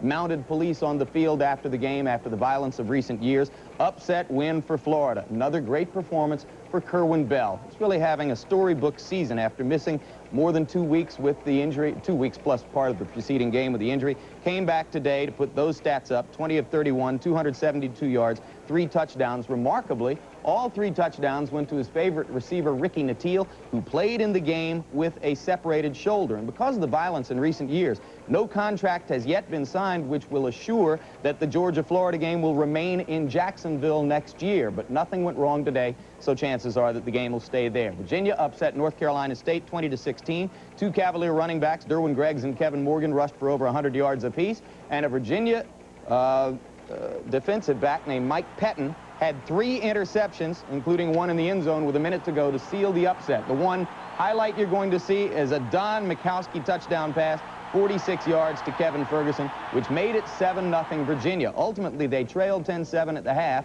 North Carolina State brought injured quarterback Eric Kramer into the game in the second half, but to no avail as the Cavaliers scored the upset. No upset in Clemson, where the Tigers rolled over North Carolina 38-10. Terrence Flagler went over 1,000 yards for the season, fifth Clemson running back to do so. Big upset, huge upset in Champaign, Illinois, where Illinois beat Iowa 20-16. Illinois now 3-6. Iowa falls to 6-3. Brian Menkhausen at quarterback engineered the upset along with a defense that held Iowa to 34 yards rushing on 29 carries. Iowa had been averaging 220 yards a game on the ground. Mike White had said earlier this week that he didn't really know what incentive his team had left to play for this year after the disappointments that had produced the 2-6 record, but they showed him today that they were ready to play to put something in their memory books for next year, and then they carried Coach White off the field after upsetting Hayden Fry and Iowa. Indiana beat Michigan State. Indiana is now 6-3 and may move into the minor bowl picture. Earlier this week, Bill Mallory, the Indiana coach, got a 3-year contract extension, and this is their first winning season since 1980. 2 interceptions by Alex Green, the key plays in the game, one of them run back for a touchdown. The other one at the 1-yard line saved the victory late in the game. You're going to see first here the 28-yard Alex Green interception return in the second quarter, which stretched a 7-0 Indiana lead to 14-0. But then with the score 17-14 and 34 seconds left, Yarima threw this pass looking down the middle for Michigan State toward the end zone. And again, Alex Green with the interception that saved the game. 0 net yards rushing for Lorenzo White and the Spartans in the first half of that game. Minnesota beat Wisconsin 27-20. Freshman Darrell Thompson of Minnesota, 26 carries for 117 yards, over 1,000 yards for the season. First Gopher to do it since Marion Barber in 1978. And for the second week, Wisconsin had an ad in the NCAA News advertising their head football coaching job. Salary expectation between $75,000 and $99,000 a year. As we told you in pregame, we suggest you ask for $99,000. Texas beat Houston 30-10. Brett Stafford had his best day ever as a Texas quarterback. 16 of 27 in the air, 314 yards, 2 touchdowns. 5 of the passes went to Eric Metcalf for 181 yards and 2 TDs. Plus, Jeff Ward, the Texas field goal kicker, tied the Southwest Conference career field goal record of 56, held by Tony Franklin, tied the scoring record of 267, held by Russell Erslaben. Syracuse beat Navy 31-22, Navy's 5th loss in a row. Chuck Smith, the Navy running back, sat out the second half with a thigh bruise, and Navy brought in Bill Byrne, who threw for 399 yards against Syracuse last year. Didn't play until the second half today, threw 2 touchdown passes, but it was too late. It was after the issue had already been decided, largely on the basis of some brilliant plays by Syracuse's Scott Schwades. Schwades had this 80-yard punt return at a point in the game when Navy led 7-3. This was in the second quarter and put Syracuse on top 10-7. Of course, the Orange were highly rated before the season in the East, opened the season with a series of disappointing losses, but now got their 4th win today against Navy. Later, Schwades had a 43-yard punt return to set up another touchdown. Don McPherson threw a touchdown pass on the one that Schwades set up at that point. Then McPherson threw his second touchdown pass in the corner of the end zone to, guess who, Scott Schwades. That made it 24-10 Syracuse. And then you're going to see another Schwades catch. What a day he had. Of course, he is the one who's related to Gar Schwades, who played on the 1959 team, son of Gar Schwades. He was an All-America running back on the 59 team for Ben Schwartzwalder that won a national championship. That 49-yard pass set up this 3-yard run by McPherson. That made it 31-10. Then the Byrne touchdown passes, but a 31-22 Syracuse victory. Army upset Air Force 21-11.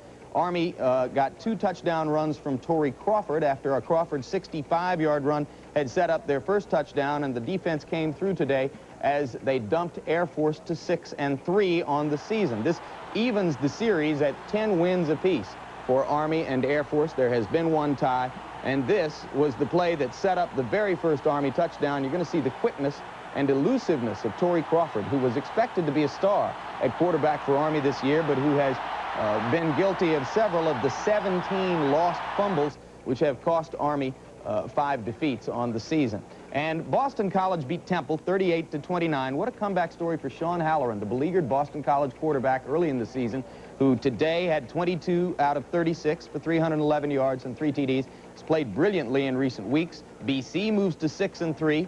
They're reported to be at the top of the Hall of Fame Bowl's list of wanted teams. The Hall of Fame Bowl will be held this year in Tampa, not in Birmingham. Paul Palmer of Temple, 38 carries, 212 yards, 2 touchdowns today for the nation's leading rusher in a losing effort. We've got a lot more scores to do. Stay with us. It's a Radio Shack Merry Christmas. This Christmas, Radio Shack's best-selling portable computer, the Tandy 102, is a better gift than ever. It has 5 built-in programs, and now it's slimmer and lighter and on sale for only $3.99. Save $100. So when you give the Tandy 102, you've got Christmas in the desk, in the briefcase, or in the bag. Tandy portable computer, sale priced from $3.99, only at Radio Shack. Why you bother me, boy? Are you crazy? I'm a chicken hawk and you're a chicken. Are you coming quietly or do I have to mush you up? You're going at it all wrong, son. You gotta go to Kentucky Fried Chicken if you want to catch America's favorite chicken. It's a great place to get a great meal. No one makes tender, juicy chicken like the Colonel. It's finger-licking good. Here, son, let me give you a lift. We do chicken right. For those of you who may have joined us late, let's quickly look again at what happened in the top 10. First of all, number 1 rated Miami of Florida beat Pittsburgh 37-10. Again, Vinny Testaverde's statistics, 17 of 26 in the air, 291 yards and 4 touchdowns. Immediately after the game in rainy Pitt Stadium, Al Troutwig talked to Vinny Testaverde. Vinny, another fabulous game for you. Although you were tested early in the game, you seem to be a little frustrated at some of the drop passes, but again, your poise and calm out there showed through. You know, it's a wet day out and those things are going to happen, and we knew we had to pull together in the second half and get things together and come out and play like we did. Again, your family was in attendance. If they're not crowded around the television set in Elmont, they seem to show up wherever they can, and boy, there was a big contingent here. How does that affect the way you play? Oh, it affects me in a great way. You know, they come out and give me all the support they can, and which I need, and I love them all to death. Everyone's thinking ahead to bowls and so on and so forth. How do you maintain your concentration when a big decision like that and everyone's talking national championship and Penn State, and you obviously have to be looking ahead to certain dates in the future, and yet you have to keep concentrating on next week, next Saturday? I think we dream ahead, definitely, but we keep in mind that the team we're playing the following week, because we don't want to slip up, because if we do, then there go all our dreams about being number 1.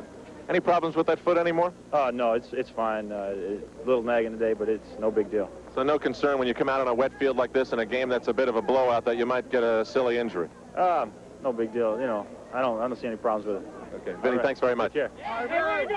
All right, second-ranked Penn State beat Maryland 17-15. The Terrapins got 2 Dan Henning Jr. touchdown passes late in the 4th quarter, went for 2 both times, failed both times. Sandwiched between them was a Manka field goal, which won the game for the Nittany Lions. Notre Dame beat SMU 61-29. Most points for Notre Dame since 1977. Michigan 9-0 after a 31-7 win over Purdue. Ohio State 8-2 with 8 wins in a row after a 30-9 win over Northwestern. Oklahoma 77-0 over Missouri. I said it was the most points they'd scored since they had 76 against K-State in 1942. It's actually, technically, the most points they've scored since they had 157 against Kingfisher College in 1919. I didn't make it up. You can look it up. Colorado beat Kansas 17-10. Colorado with the big matchup against Oklahoma in Boulder next week. Nebraska 35-14 winner today over Iowa State. Baylor 29-14 over Arkansas, knocking Arkansas apparently out of the Southwest Conference Championship race, their second conference loss. Stanford stopped the UCLA Rose Bowl drive with a 28-23 win. Arizona State clinches the host berth in the Rose Bowl if they beat California tonight. West Virginia upset Rutgers 24-17 in the Meadowlands. Attendance about 15,000, where they weren't giving away the new Springsteen live album. And 2 Undra Johnson 4th quarter touchdowns decided that. Holy Cross 9-0 for the first time ever after a 17-10 win over Bucknell. Gordon Lockbaum, the two-way player, scored the winning touchdown, caught a 28-yard pass which set it up, had 2 tackles, carried the ball 20 times, caught 7 passes, and Holy Cross held Bucknell to minus 46 yards rushing. Florida State scored 36 unanswered points to come back and beat South Carolina 45-28. Chip Ferguson came off the bench, 15 of 22, 228 yards, and a touchdown to spark the rally. Kentucky, a 34-22 winner over Vanderbilt. Ivy Joe Hunter, running back of the day. Ivy Joe, not Ivory Joe. That was an old blues singer in the 50s.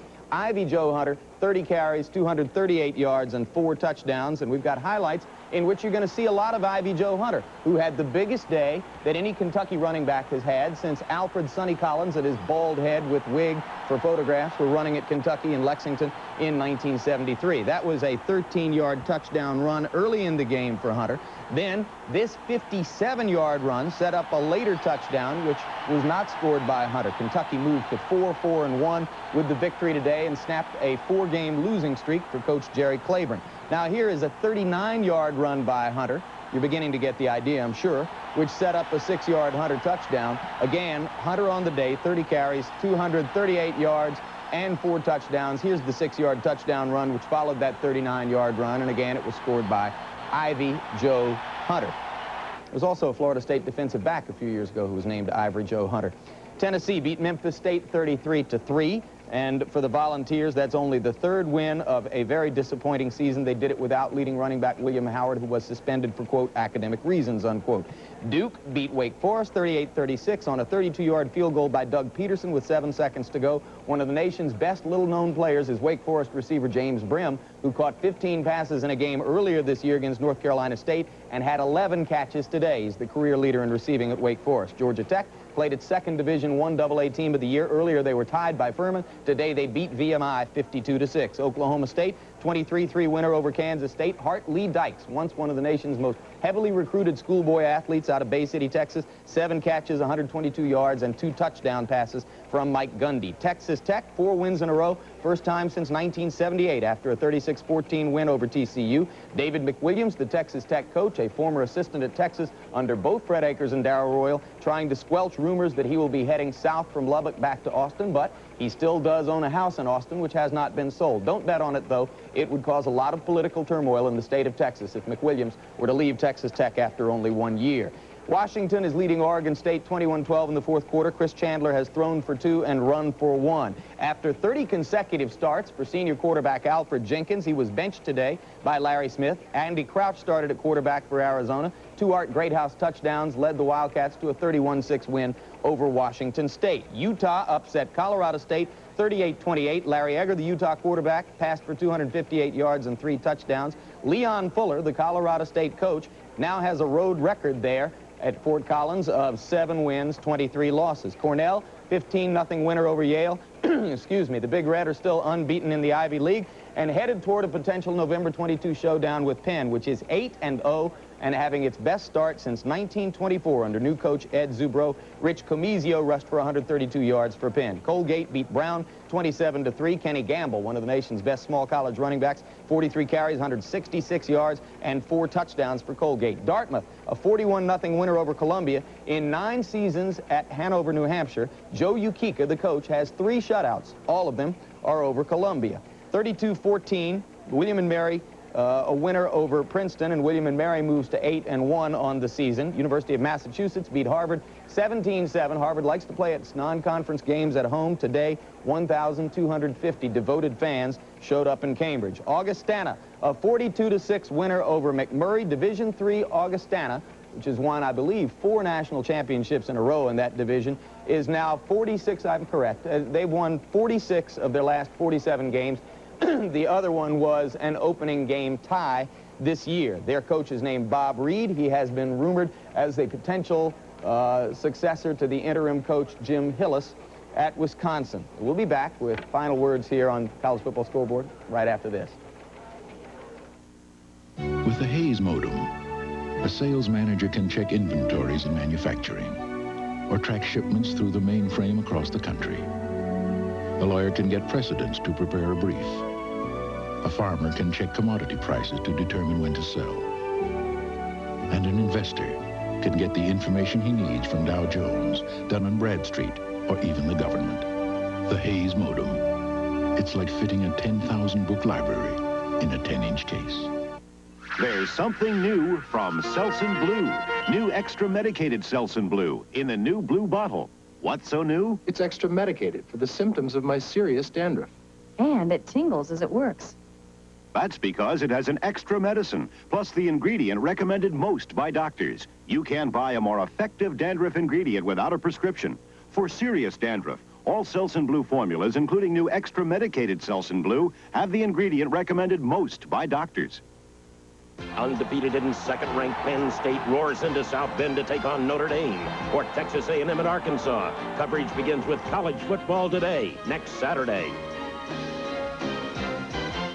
Let's whip through the Mid-America Conference in a hurry. Bowling Green beat Ball State 20-17 today. Virginia Tech, incidentally, out of the Mid-American Conference, 17-10 winner over Richmond. The Gobblers are 7-2-1. Wyoming, a 41-12 winner over Texas El Paso. Back in the MAC, Kent State upset Miami of Ohio 24-23, prevented Miami from clinching California Bowl berth. Toledo, a 26-14 winner over Central Michigan. Nation's #2 rusher, Kelvin Farmer, 30 carries, 175 yards, 3 touchdowns. Western Michigan, 45-17 winner over winless Ohio University. Chad Hopkins rushed for 182 yards and 3 touchdowns. Eastern Michigan, Northern Illinois, 21-14 Northern Illinois. Illinois State and Wichita State, 17-10 favor of the Redbirds. And Pacific at Utah State, it's 7-3 Utah State in the third quarter. Finally, in the PCAA, San Jose State at Fullerton State. And the score in that game is 41-16 San Jose State in the fourth quarter. Tonight, Alabama plays LSU. A word on, well, that's the important game tonight because Arizona State can clinch a Rose Bowl berth. Let's keep rolling and see what else is happening tonight. Alabama, that's right, 6th rated, plays LSU. A word on Van Tiffin, the Alabama kicker. Last week broke the record for consecutive extra points in college football held by Uwe von Schaman of Oklahoma. He has kicked 129 in a row. He has also kicked 7 in bowl games and 23 in high school in a row. So he's actually hit his last 159 in a row after missing his first attempt in high school. As you can see, he's had 3 different snappers and 3 different holders during his career at Alabama. Next Saturday here on ABC, #2 Penn State at Notre Dame, or #8 Texas A&M at #10 Arkansas. Texas A&M in control of the Southwest Conference Championship race after Baylor's win over Arkansas today. We hope you'll join us then, right here on College Football Today at 3 o'clock Eastern Time. Thanks. College Football Scoreboard has been brought to you by Hayes Microcomputer Products Incorporated. Say yes to the future with Hayes. And by Alka-Seltzer Plus Cold Medicine. Fast, effective relief for tough winter colds. This has been a presentation of ABC Sports, recognized around the world as the leader in sports television.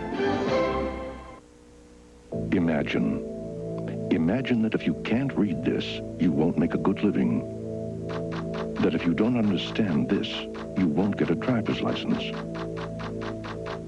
This is what the world is like to people who can't read. As President Reagan said, "Across this great land, let those of us who can read teach those who cannot." Do you have time to teach some highly motivated adults to read?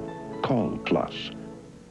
What about a woman showing up naked in a public place? Well, I'm for it, of course. All my life, I've been waiting for someone, and when I find her, she's a fish. Nobody said love's perfect. Tom Hanks, Daryl Hannah, John Candy in Splash. Tomorrow. This is a Barnett home equity agreement. It's like every other bank's home equity agreement, except for the title search fee, of course. Oh, and there's no appraisal fee either. Oh, and you don't have to pay an intangible tax, whatever that is. Almost forgot. There's no recording fee or origination fees or points. I guess the Barnett home equity agreement isn't like every other bank's home equity agreement, is it? Every month you pay rent, you make the landlord richer and richer and richer. Why pay rent when you can buy a single-family home with garage at Concept Homes of Lantana for $395 a month? Instead of paying the landlord, it'll pay you. For as low as $395 a month, own a single-family home at Concept Homes of Lantana. Concrete and steel construction, just $1,900 down, and payments as low as $395 a month. So kiss the landlord goodbye. Come to Concept Homes of Lantana, Lantana Road, just west of Military Trail. Wheel of Fortune, weeknights at 7 on TV 12.